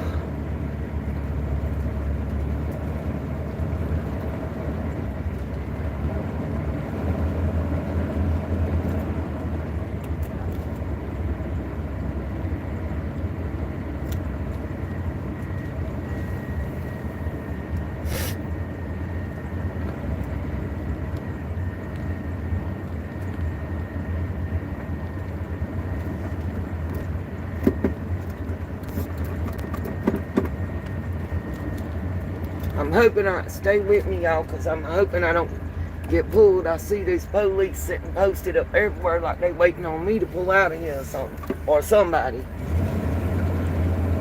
And I'm just, ooh, I feel like, I know this might sound crazy, but I kind of feel like that after that blessing, that the devil might come harder. You know what I mean?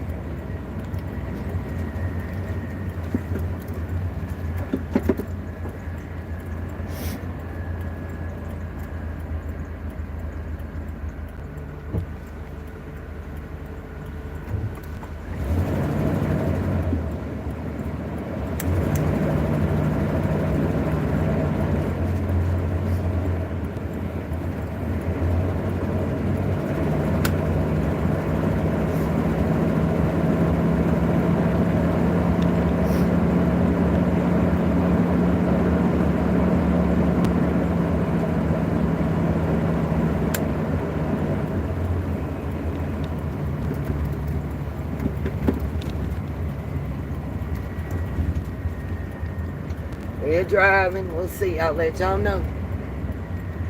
I didn't see him move yet, but that don't mean shit around here. Because I'm going slow anyway.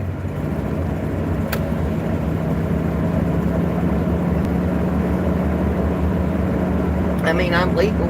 So if they run my stuff as long as I'm driving right, they ain't no, you know, I ain't done nothing wrong. I can't even tell if they behind me this thing. If they get real close up, I can't see.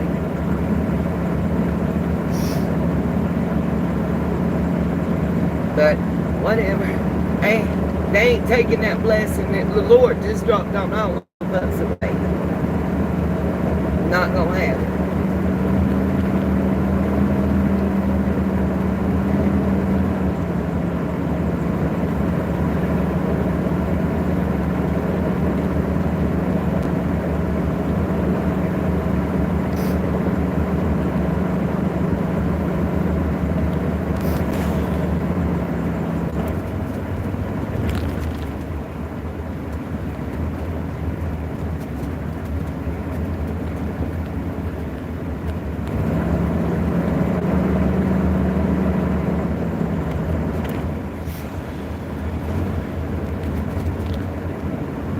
God don't like ugly.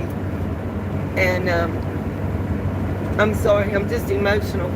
And until I get where I'm going, I don't want to stop the live stream just in case anything should happen. I feel safe because like I was telling you guys before I went into Walmart earlier today and I asked them. They told me, you know, it was fine as long as I so, and I've been gone for hours and coming back, so it should be good. I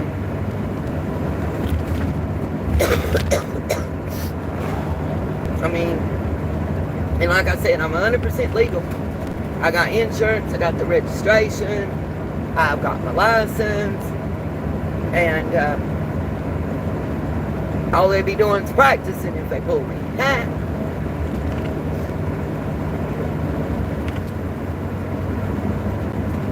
I'm rug free, so I ain't worried about that. You know, knock on wood.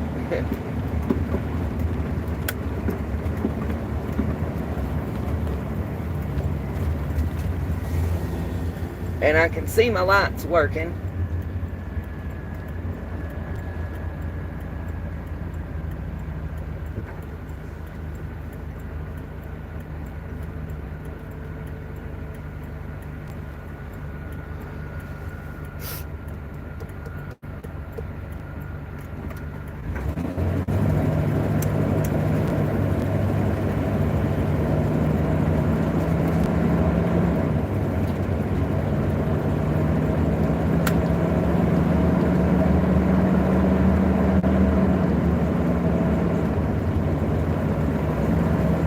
I think the car that was behind me just now was the lady that was praying with us. I think she was making sure I was okay and safe. You know, I don't want to get emotional while I'm driving. But that was Whether you guys know it or not, for me, that was a personal message from the Lord. I can't read your messages right now because I'm driving. I want y'all, please understand that. But for me, that was a message from God that it's going to be okay and that He's got me. And to keep doing what I'm doing because I am not allowing, I have faith in the Lord and firmly believe that He has me. I'm living in the most, doesn't mean, I was talking to y'all about that. What I was going to tell you about the job interview is I told them I was going to do anything, and I mean that fully, anything. I don't care if it's cleaning toilets, scrubbing parking lots, washing floors, dropping fry bats and filtering. I have done everything in a restaurant you can do. From the front of the house to the back. I have 32 years on the job experience. So, I am, able to do any job. I'm willing to do any job. I prefer to not do a management position, especially a salaried management position. I just don't. It doesn't work out well, not in a restaurant, unless you are like a managing owner. If you are a manager that gets a percentage, like a managing owner, that might be better. But just a straight manager, no. This is a difficult traffic pattern right here. Sorry, you guys. It's all kind of construction. And I need to get over. And I'm turning right up here. I hope this entrance is still open. Y'all can't see it, but there's big yellow and white orange and white barrels everywhere. Walmart, they've been working on it. The entrances for over almost, close to a year now. We're here at Walmart parking lot, and I'm driving through. I have to come in. There's 3 entrances, but there's actually only one that I can honestly, safely, I feel like come in this, because of the way you go straight down. Let's see if y'all can see.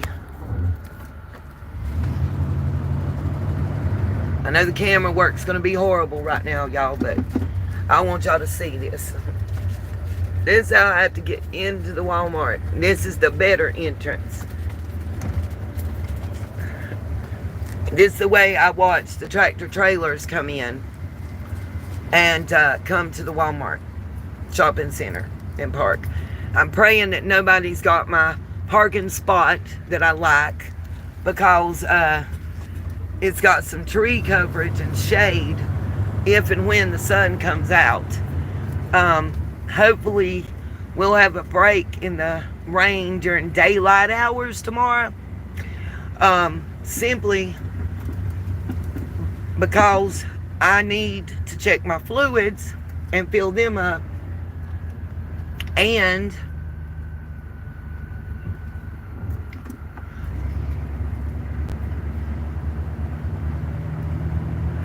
I need to do some cleaning and stuff in the RV that I can't do in the rain.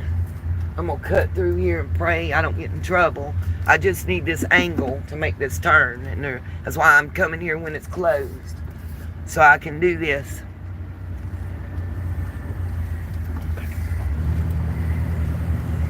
They got stop signs all over this little shopping center.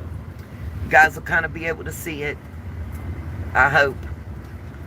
Somebody said that I need to look at the pixelation and the video camera angles and stuff before I uploaded it. It's kind of difficult to do that when you're live streaming and driving. Do the best I can. I do apologize. I'm trying to keep it steady. We got Ross. I'll tell y'all what we're going past. Ross Joanne Fabrics that is closing. I don't know if y'all can see the sign. We got a new one here. There's the Dollar Tree. All this is in the shopping center where I'm parking, you guys. PetSmart. The Apothecary. I don't know what that even is. Shop. Great Clips. Sally. Nails Are Us. Fashion Max. Bath and Body Works. Hope that car don't decide to back up. Maurice's. Cato's. Shoe Show. And of course, the big old Wally World. The Super Center. That's what I'm coming up on. And I'm going to the far end of their parking lot. Past the lawn and garden entrance to park. And I did go inside and ask. And like I was told, I think a transfer has got my spot, y'all. I might have to park on the other side. But what I was told is if I park out there where they park, that I should be fine. I'm not there all day and all night, you know. And I believe the tractor trailer has my spot that I like. Maybe not. Oh, pray for me. Y'all say a prayer that my spot's open. I think it may be. See, if y'all look, when we pass through, I'm going to show you. We're going to pass another person that's in a camper. Right here near where I'm going to park. Oh, I want y'all to look. So they think they slick in this Mustang. Okay. He blocking me to be able to park. They did it earlier. So guess what? I'm about to parallel park right up on them.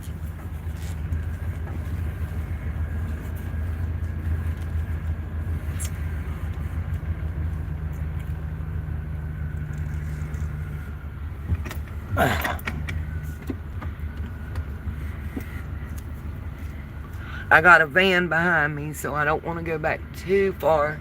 But I'm making sure that I keep myself plenty of room. Alright, so I don't know if y'all can see it. Let me make it bigger. Oh, too big. Oh, that is, it says a Freelander Coachman, and they got motorcycles on the back, which is what I want to eventually get, is one of the electric bikes like they got. And I'll show you. See this Mustang? I think they're living in the car. And if they'd just move over one spot, it'd be so much easier. But they're being a bunghole and blocking me on purpose. But it's okay. Because God don't like ugly, and He'll take care of it. I firmly believe that. I'm not done parking if y'all wonder why I hadn't cut off yet. I got to look and see if I can go back just a little bit more. Yep, okay. To make sure that when I'm ready to get out, I can. And get good coverage on this side. The side I get out on, and ooh, that did not sound good. That was a rough shift. Okay, sorry you guys. Okay. Let me turn this off, and we'll turn the lights back on.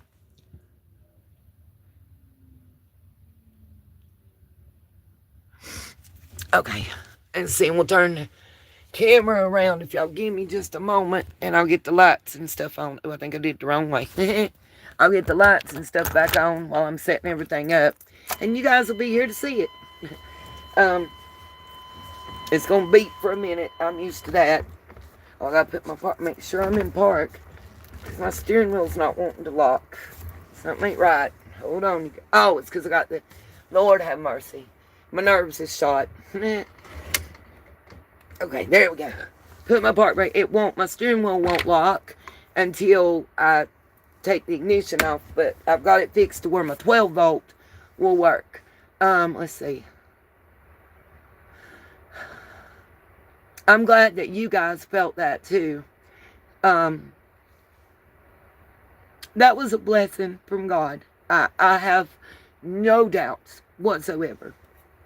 And I'm going to show y'all how, until I can get either a pair of vice grips, which I'm going to try to go to Dollar Tree and get a pair tomorrow to see if I can.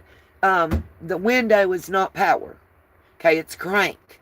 So I'm hoping that the Dollar Tree that I just showed y'all will have a pair of vice grips. Because here in Walmart today, I looked, and they're nearly $8. And I was told that Dollar Tree had them. I can pull this knob off and use the vice grips and roll that window up, I'm hoping, until I can get a window handle. Thank God it's not power and it's a crank. The window handles are fairly inexpensive, and I'm hoping I can find one at a junkyard for under $5. That'll fit this. The problem is, if anybody's ever owned like a Cadillac or a Lincoln, you know, a Cadillac's more expensive than the General Motors counterpart. Mercury is more expensive than Ford. Lincoln is more expensive than Mercury or Ford. And this is kind of the Cadillac or the Lincoln. And if it would cost me for a 95 Suburban or Tahoe $4 for a door handle, it's probably going to be $12 for this. It just is. That's the way I found out everything is. And prices is going up, up, up.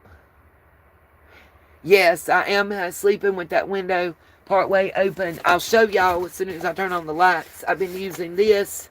You can see the duct tape coming off of it to close over that window and then pull the curtains. And then I tie my seatbelt to the steering wheel in a locked position. And that door does lock. That's why I'm glad. That's why I want to park where I'm parking. There are cameras here, so I am on camera. Just so you guys know. If somebody does something, it will be on video. Walmart associates as well as management team know that I'm here. And I'm doing it with their permission. You'll see, like I said, there's another camper. There's two cars over in here that I know have been here for 3 or 4 days now. There's a transfer, three transfers within 2 aisles of where I'm sitting. Walmart here, I don't know, as I understand, all Walmarts allow overnight for transfers and campers and RVs and such. So do know that ahead of time. As well as all Cracker Barrels. Once I get this issue with the leak fixed, there's also 2 rest areas that are about 10 miles away off of the interstate. So the first rest area is right in between Marion, North Carolina and Old Fort. Then the very next, the exit right before it has a full service Love's truck stop. Then the exit after the rest stop has a full service Pilot truck stop. And then coming back down, of course, there's a rest area on the other side. And my until the campsite returns my money or opens, or I do the KOA, that's, where I'm at. They've been letting people do that since I worked there. Thank you, Lil Dev. You missed it. We had a wonderful, wonderful live streaming occurrence. I'll let the chat tell you about it. Also, when I worked here, Walmart was allowing it. They had a guy parked kind of in the center, but towards the back of the parking lot for like 6.5 months. He was running a gas generator, and his RV blew up, caught on fire and blew up. That's why I will not do gas. I have a Cummins Onan 4000 gas-powered generator, and I don't use it. Well, it needs points, I know that. but I'm not trying to repair it, and I don't want to put that expense into it because I prefer not to use it. I just feel like the gas is dangerous. I don't have the propane tanks even on here. That's part of the reason it's considered a mighty C, is that takes nearly 4 foot off of the length of it to not have the propane tanks, and it takes about 170 pounds off of the weight. So that keeps me in a mighty C class. And to where I can pull a small compact car or like a ski-doo thing or a motorcycle or something behind. But it has to be kind of, the car of course can't be sideways, but you know, if it's a smaller car, it's fine. And honestly, you guys, the gas mileage, this is a big 454 Chevy engine. If anybody knows anything about them, you know, a lot of people say they're gas hogs. But, I'm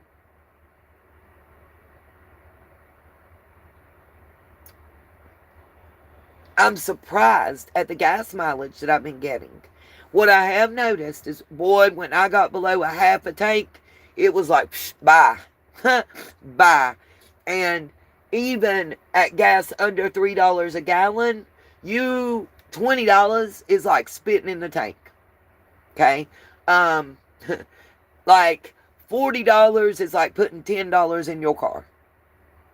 It is what it is.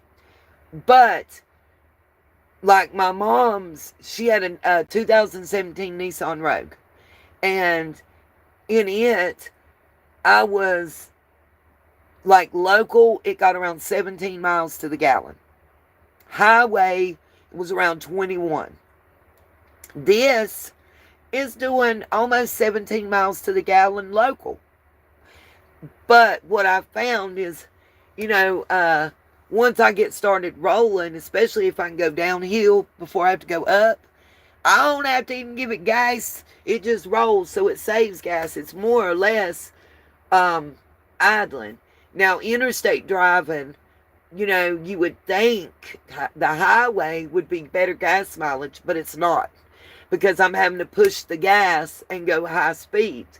As long as I'm doing 45 or less, my gas mileage is really good, because, you know, the weight from the back's pushing the front forward, and it works better than you think. Y'all about to see me jump my hop, huh? And turn the lights on. And I'll show y'all what I do to set up at night. Oh. Okay. Now I can't run these lights for long because the 12-volt battery that I just replaced is what's running the lights. So right now I'm putting the window blinds down on each side. I found a way to do what I call quick release. So everybody ain't staring at me. And they don't know whether I'm actually even in here or not. And I prefer that. I'm all good with that. Let's see. Gotta move the pillows. I have to reset everything up. But it's okay. Because you know what? Here's something that I have found.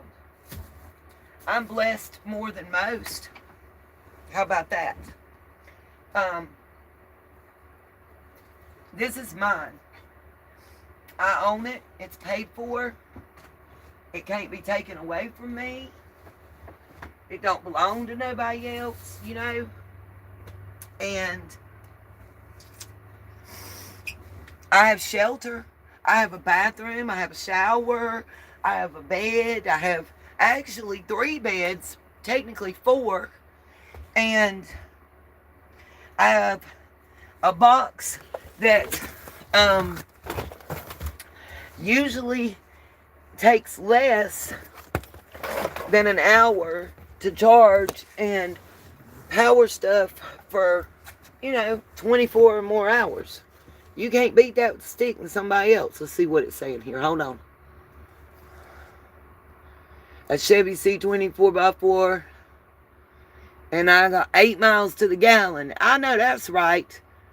Well, I was told that this is one of the best engines out there.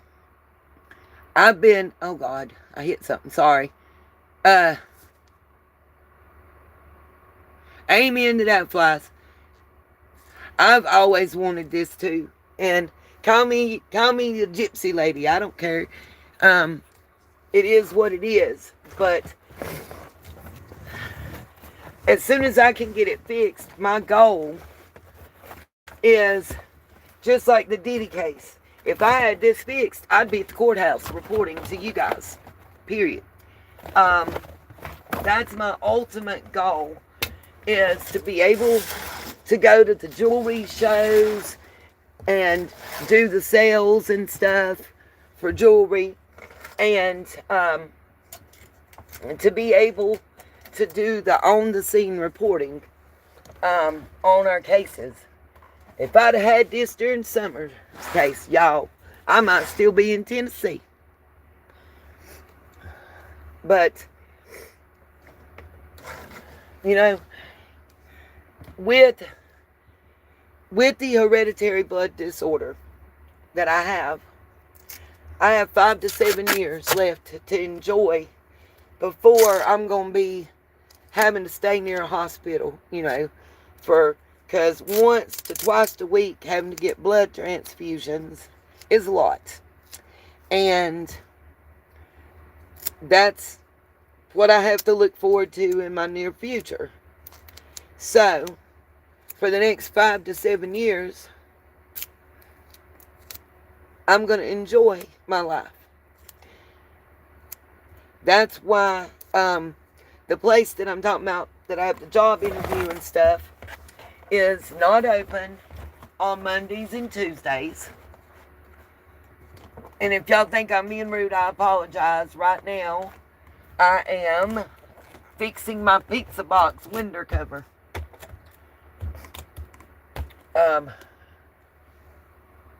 Duct tape works wonders. I mean, it is what it is. It covers and keeps airflow out. It also keeps, I got a curtain, just like a tractor trailer that has the curtains that pull around in the front of the cab and black it out. I have that too. From both sides. Like I said, I'm setting everything up for nighttime. And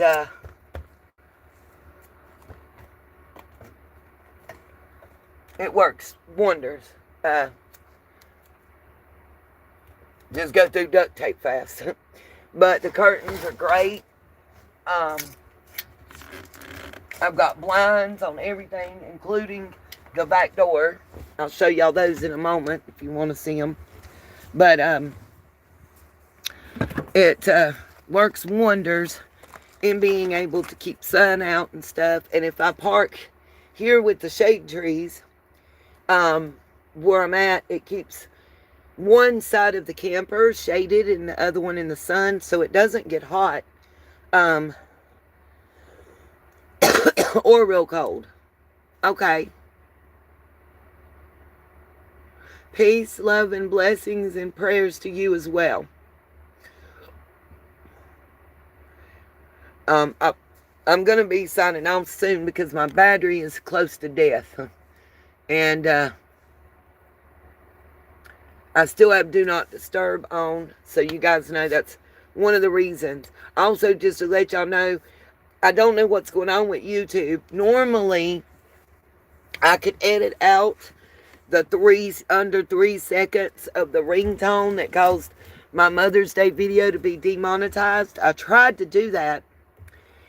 And somehow it said it removed the video. Then it told me it couldn't do nothing for some reason. I don't know.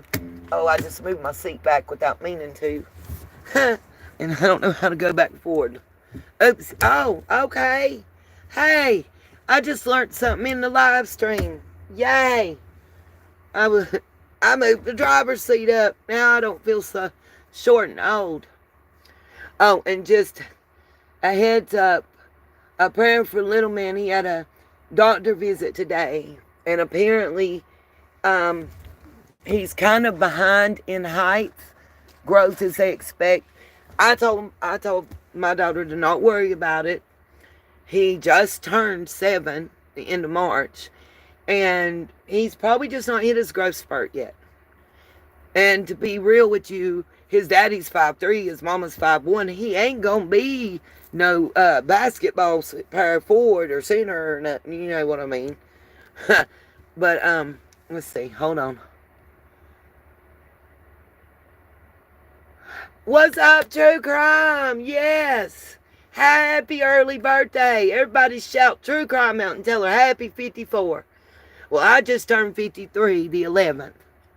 And amazingly enough, the 11th is when my birthday is when everything was released on Mama's estate from the mortgage company, and checks and stuff were sent out and issued that I just got and can't get cashed. Because honestly, we thought with the sale of the house and I paid everything that was in Mom's name off and owed, you know, I closed the account. There was nothing left in it. I had to use it to pay. I mean, I literally took money out of my pocket to pay as well, but not relevant. And then this comes like a month and a half later. But it is a blessing in disguise. And I kind of felt like it was a message from Mom on Mother's Day. Kind of a final F you to me, in a way.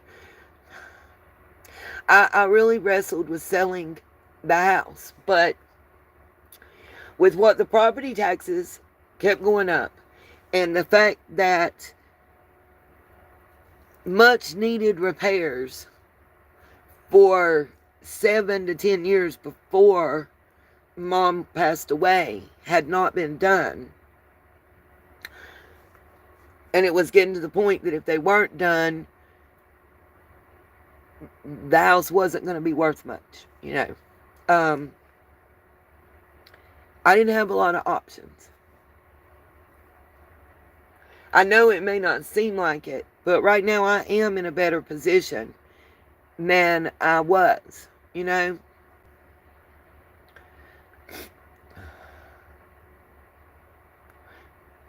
Well, then you understand. Let's see. Let me make sure I say the name right. You understand that, girl 77. I didn't have much of an option. They went up. By the way, it had a variable interest rate, fixed variable. It went up to the max, and somehow they added in escrow and insurance because she had passed away and she didn't have an escrow account with the insurance and taxes or whatever. But they wouldn't add the taxes. All they put on was the insurance. So the payments went from $426 a month to $678 and some change a month. And the taxes went from the year Mom passed, $147 and some change, to this year nearly $978. It was like $977 and some change. And the tax value didn't increase. I don't understand, you know. Thank you for that, Deb. What would make me happy would be able to spend time with Jeremiah, find a job I can work around 3 days a week, get into the doctor so I can get the full diagnosis and everything, and get the palliative hospice care that I need, and my disability. But the biggest thing is I would like to help and inspire others. If God can save me, there's nobody that He can't save and help. Period. I was very angry for a very long time. I didn't understand, and I still don't. Please don't think I'm telling you I understand.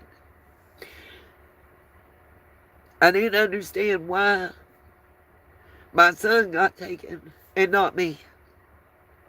And I was angry. Just angry. And yep, I do have walls up. Every time that I've trusted somebody, I've gotten hurt. Just look at the mechanic situation. Look at Smiley on here. Look at so many situations.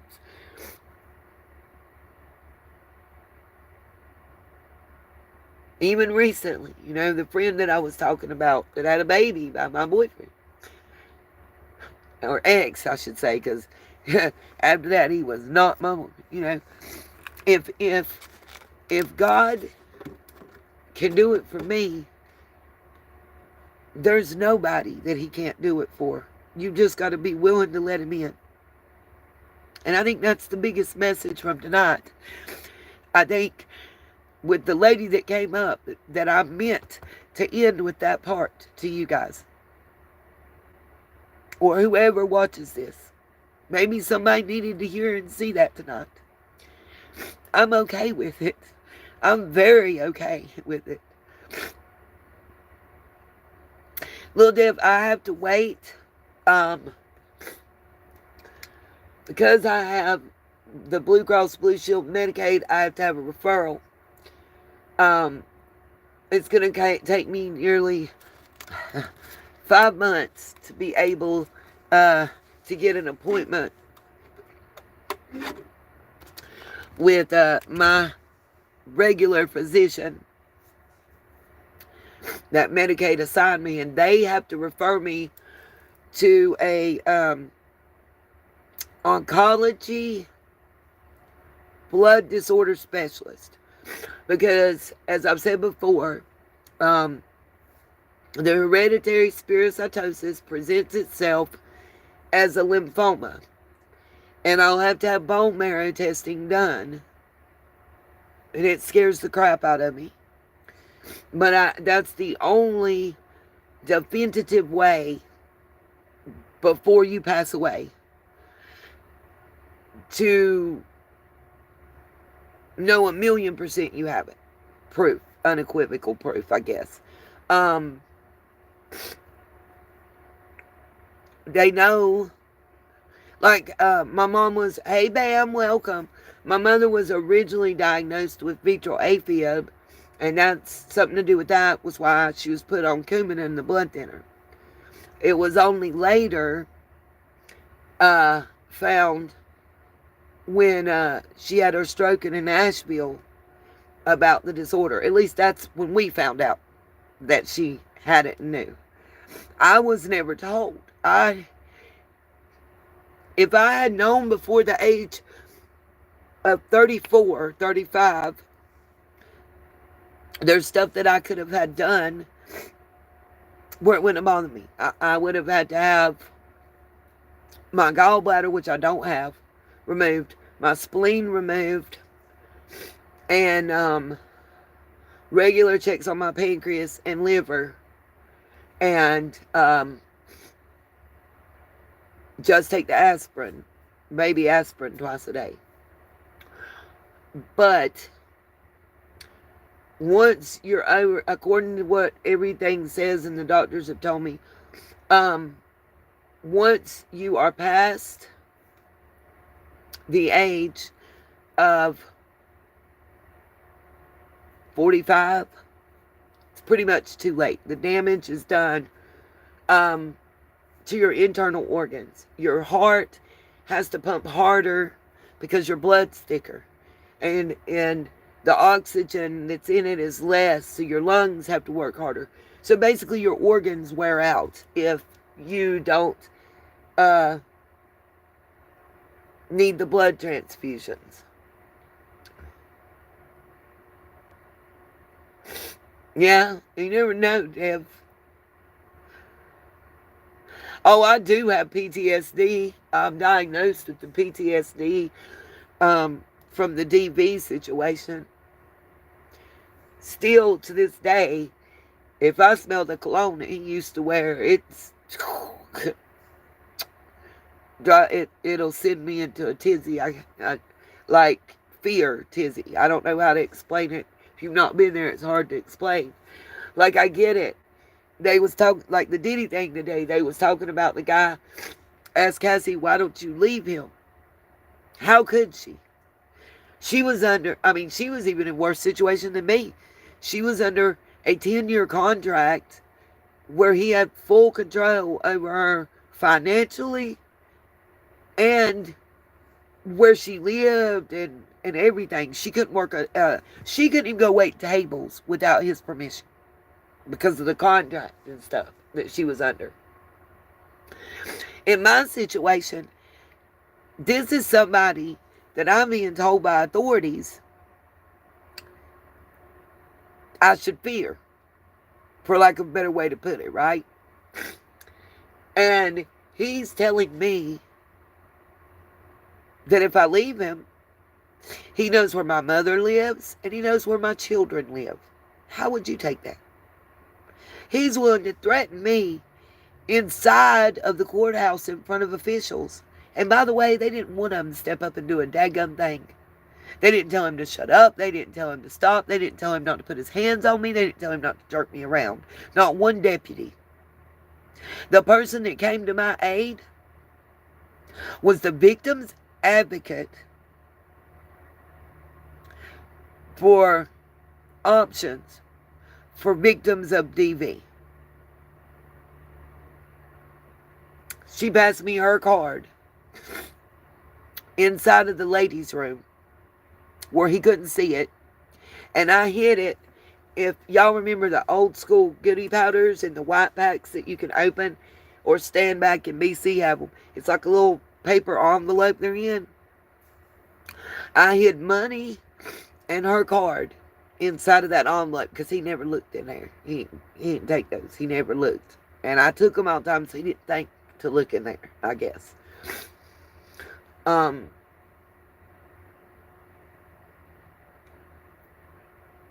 they wondered why I didn't want to press criminal charges. Dude, that's 1.5 years, 2 years. See, I get it, where other people don't. That's 1.5 years or 2 years of my life going back and forth to court and having to look at him every day. Every day. Let's see. Oh, the court stuff, it was documented by the victim's advocate, not by nobody else. And the PTSD was documented, if that's through, and grief counseling, all that. I've actually, it was,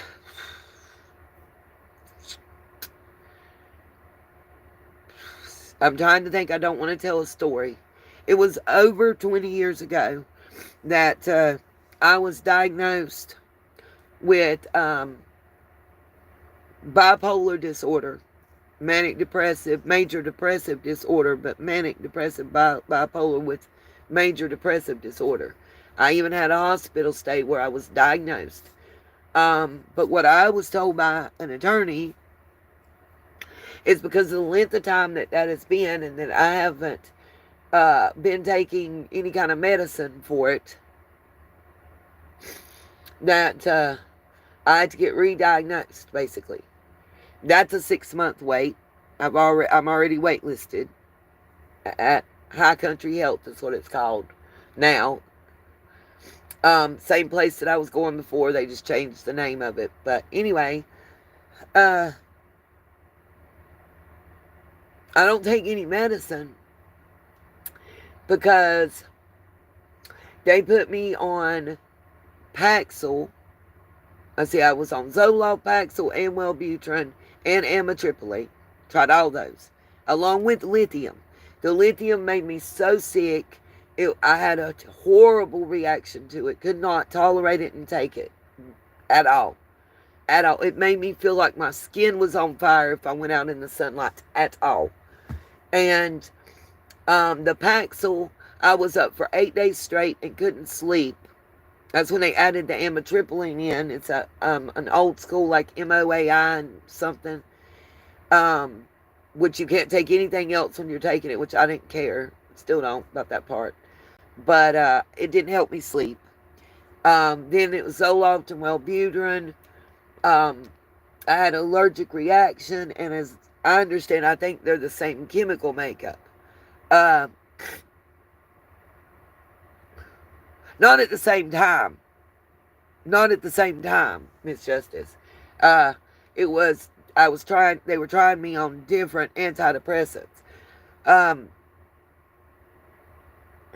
no, I can't take. I can't do the Paxil at all. And Seroquel, I call them things stop signs. Heck no, I'm not taking that. I want. I want to live life, not sleep through it. And that's what it did to me. They put me on Prozac, and I took 20 milligrams of Prozac twice a day. And I know this will sound dumb to people that don't know, but like I noticed 2.5, 3 weeks into just taking the Prozac, 20 milligrams twice a day, nothing else, just that I walked out on my porch one day, and I swear to you guys, the sky was bluer, the trees were greener, I heard the birds chirping, I saw beauty in the world that I did not see before, that I wasn't able to see that I ever in my life. And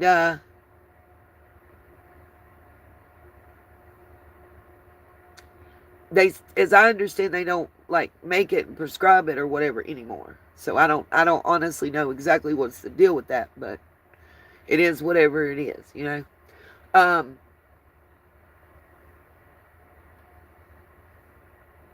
I don't know what medicines, if I have that hereditary blood disorder, that may have something to do with the way the medicines affect me too. Let me see what it's saying.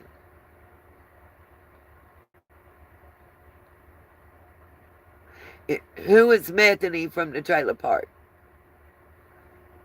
Ligma. Okay. So one of my mods, well, here, I'll just do it. We'll let the troll go to Trollville. How about that? We'll remove. Okay. And if they do anything like that again, mods, and say anything with that name, that when you pronounce it, it's basically not allowed on YouTube, just block them. I've heard of Effexor.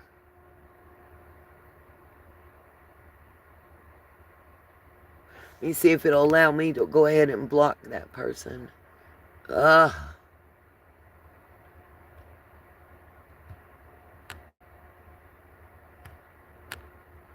Trying to block them. We'll put them in timeout. Okay. They can't comment again now for a while.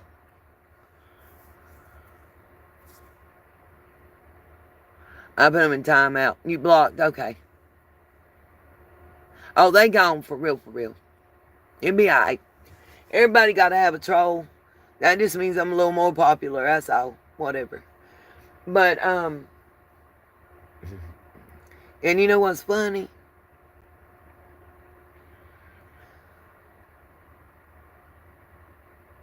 I ain't unblock. You good.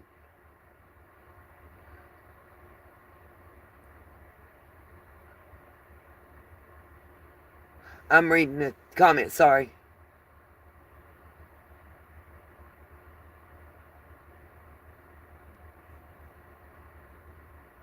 The effects are work for my relatives as well. Sorry, flies, that made me.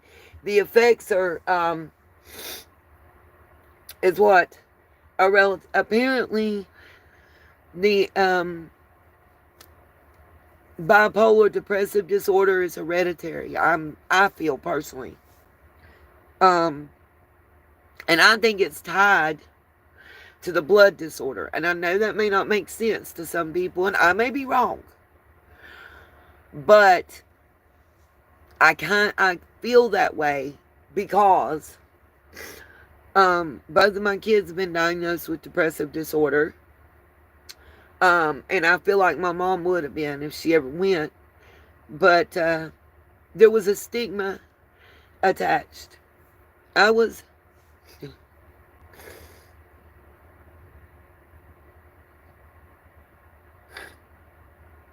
I was ostracized. My family for going to get mental health help.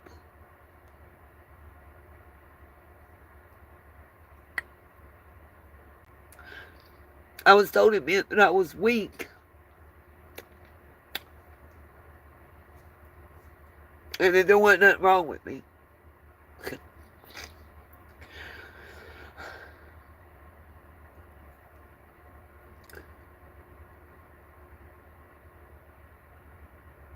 And for all the people, that say get a job, just so y'all know, I started working when I was a little over 14 years old at a truck stop owned by my grandmother's brother.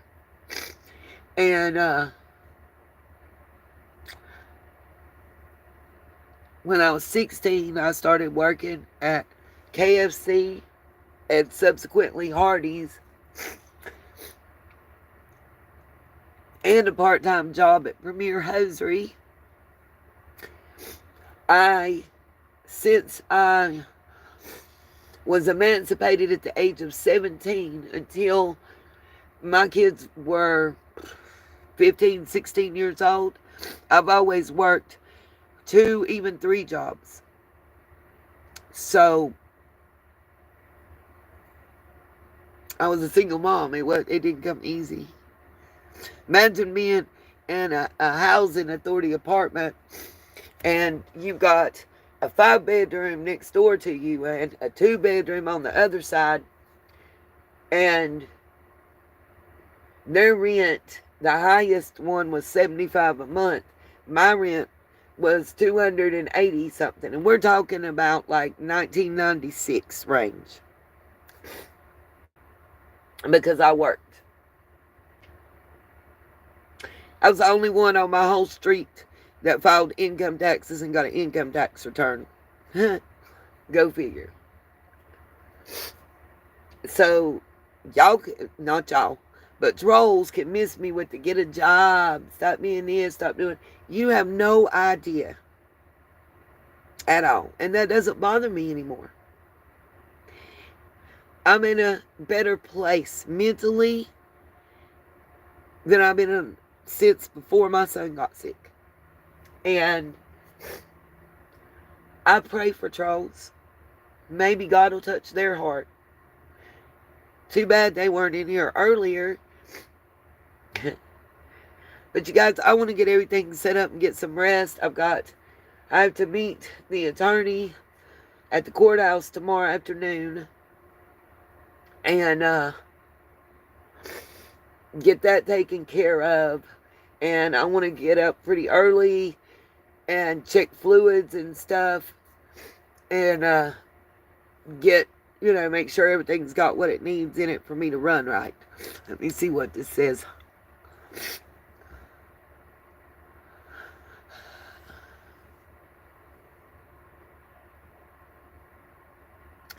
I'm not ashamed, little Dev. I was probably the first person in my family that wasn't ashamed.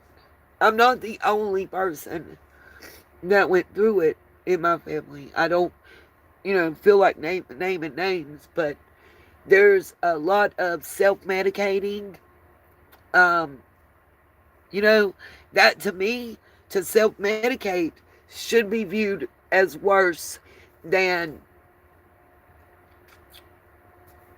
going and saying, hey, I know there's a problem, I need help. That's what I'm feeling. I don't think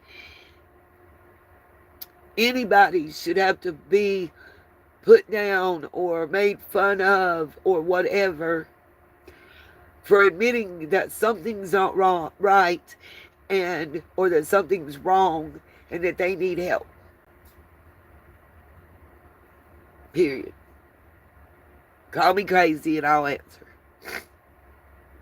Thank you guys.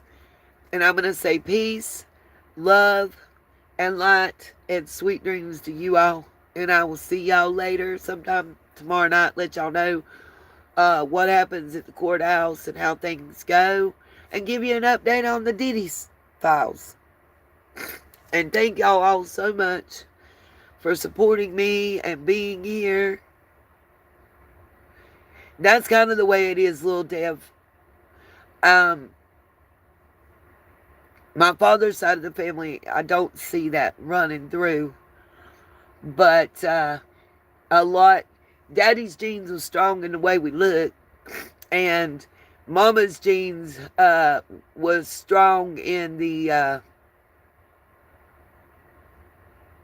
medical department, I guess you'd say.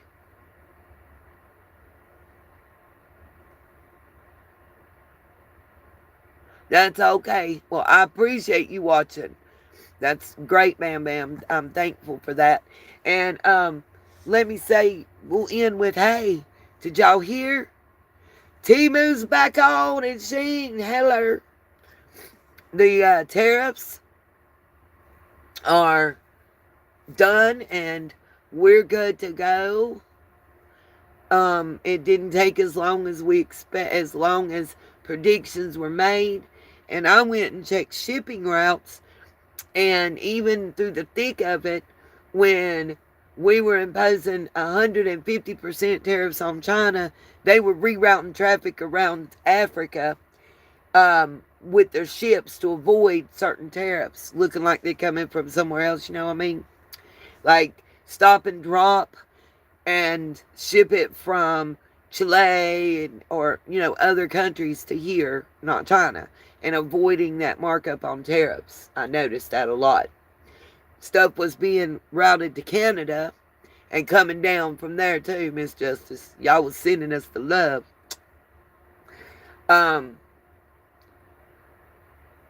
Personally, just on a straight business stance, not taking a side and saying I like this person or that person. We're not talking about that because I don't have a favorite in that category. But just straight business. Reciprocal tariffs make sense. That'd be like me saying, if you're going to charge me $5 to call you on the phone and talk to you, then I'm going to charge you $5 to talk to me. That's fair. That's fair. I'm just glad it's over, And bless each and every one of y'all. Everybody that was here for that moment earlier. I believe y'all were blessed. I believe y'all caught blessings. I know I did. It was just meant to be. And y'all heard me. I told the lady that I was live on YouTube. She didn't care. I don't know if y'all saw us or not. I think we stepped out of camera range. But it was a true blessing.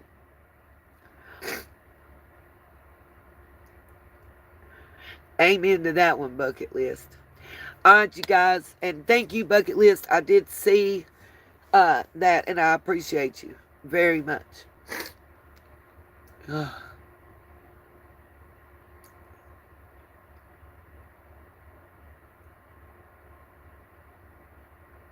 I don't think he fully gets it, but personally, I agree with reciprocal tariffs. Simply because if you're going to charge me, and be like, say Walmart says you have to pay $25 to set up a yard sale, and then Walmart wants to come in my yard and set up a yard sale for free. That's all I'm saying. That's how I'm looking at it and I think that's the political red tape and crap is what he doesn't get. If that makes sense.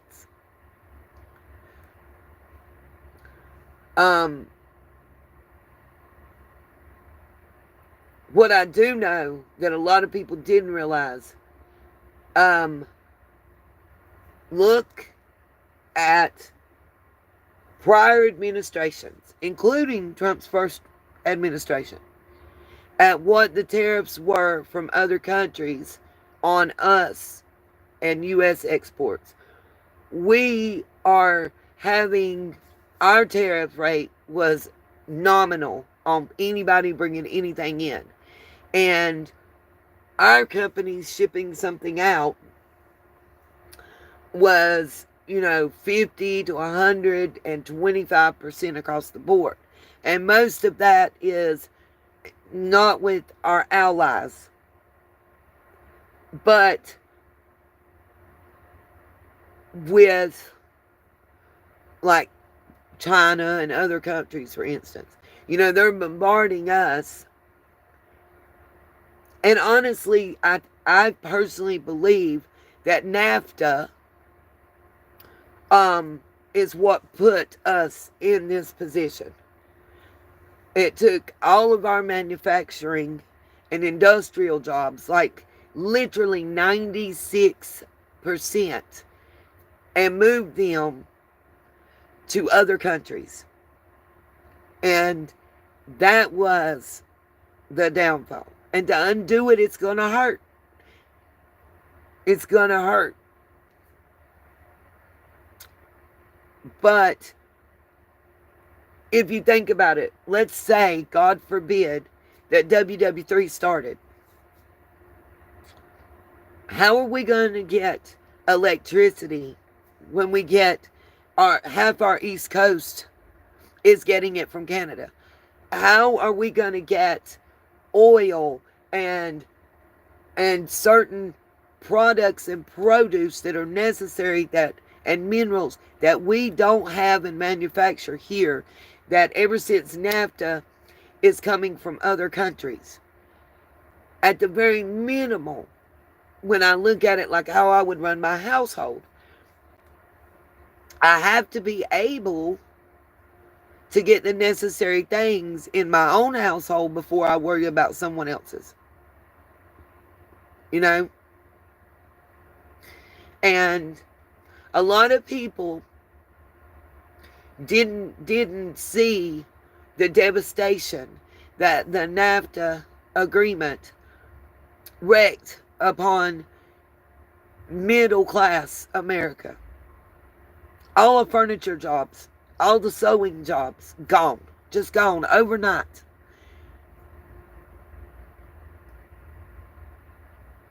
And they had to offer little or nothing in severance packages to the people that lost their jobs. You have entire counties, not just a town, but the whole county, half of states left with nothing but hospitality industry. Like I said, we're lucky here. We have the North Carolina School for the Deaf. We have J. Iverson Riddle. We have Broughton Hospital. We have several prisons. What if we didn't have those? I saw Albemarle and Troy, North Carolina, devastated to where they have one of the top 5 highest crime rates in the area because they have nothing. Even Family Dollar won't open there. They have nothing. And it all left with NAFTA.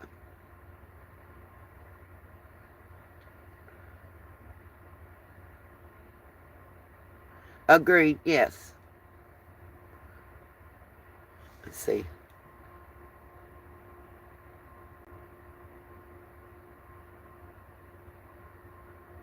Yep.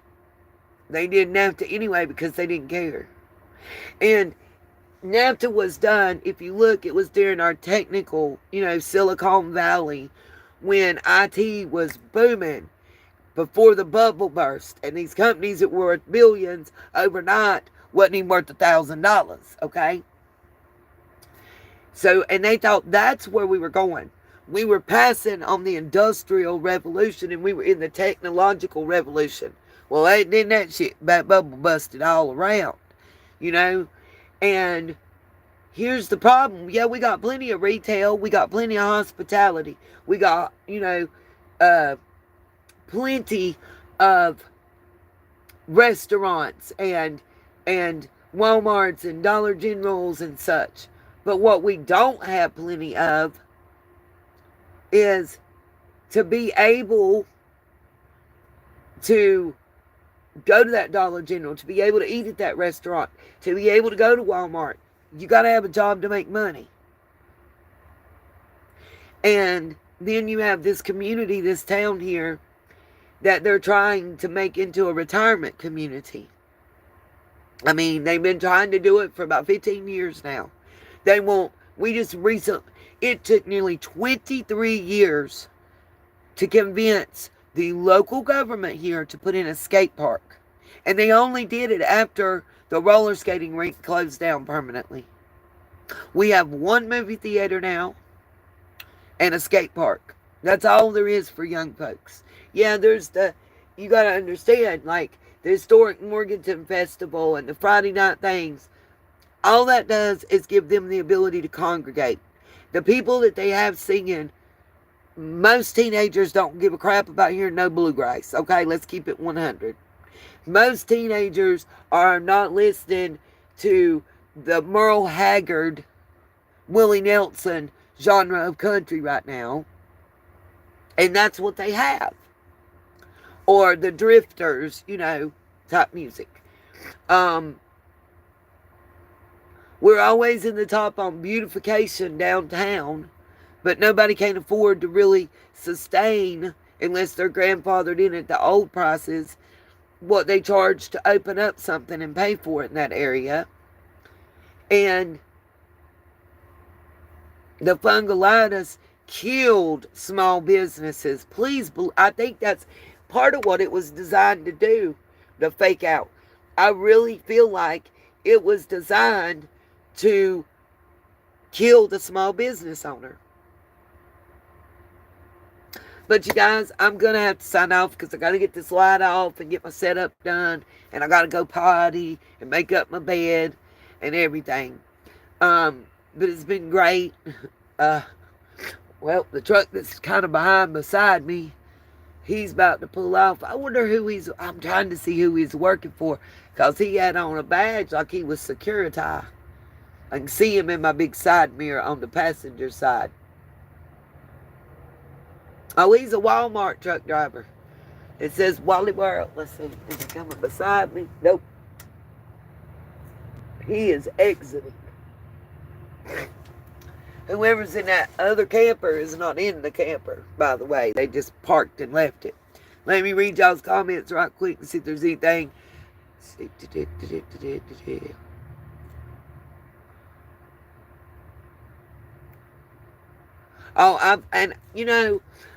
I firmly believe that more than anybody, we need Canada and Mexico on our team.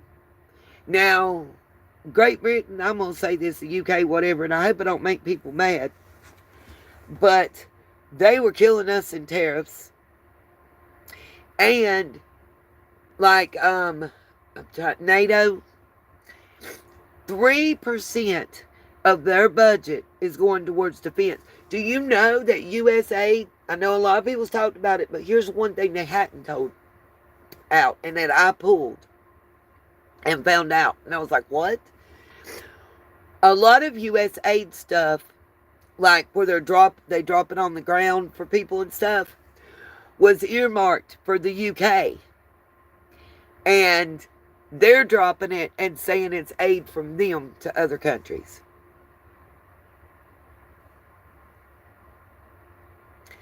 So, I mean, that's kind of crazy, in my opinion.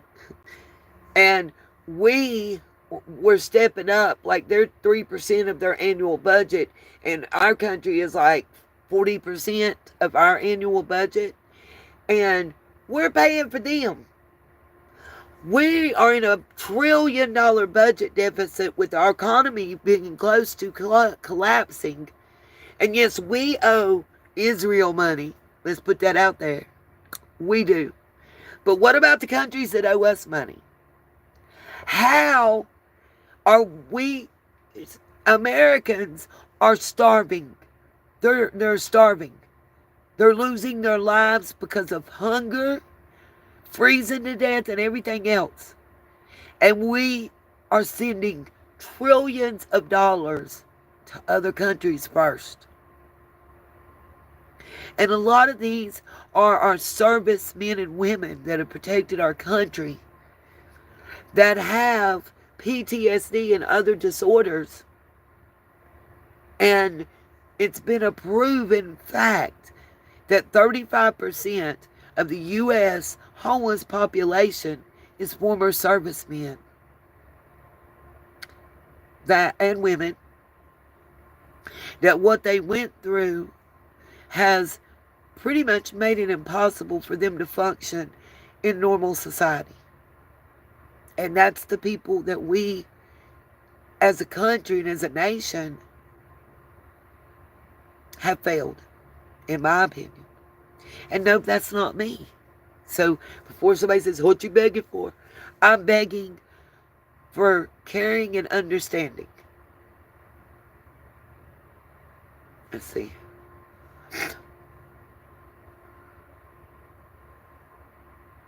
Yep, London is money, United States is military, and Rome is power. Hey, I can't argue.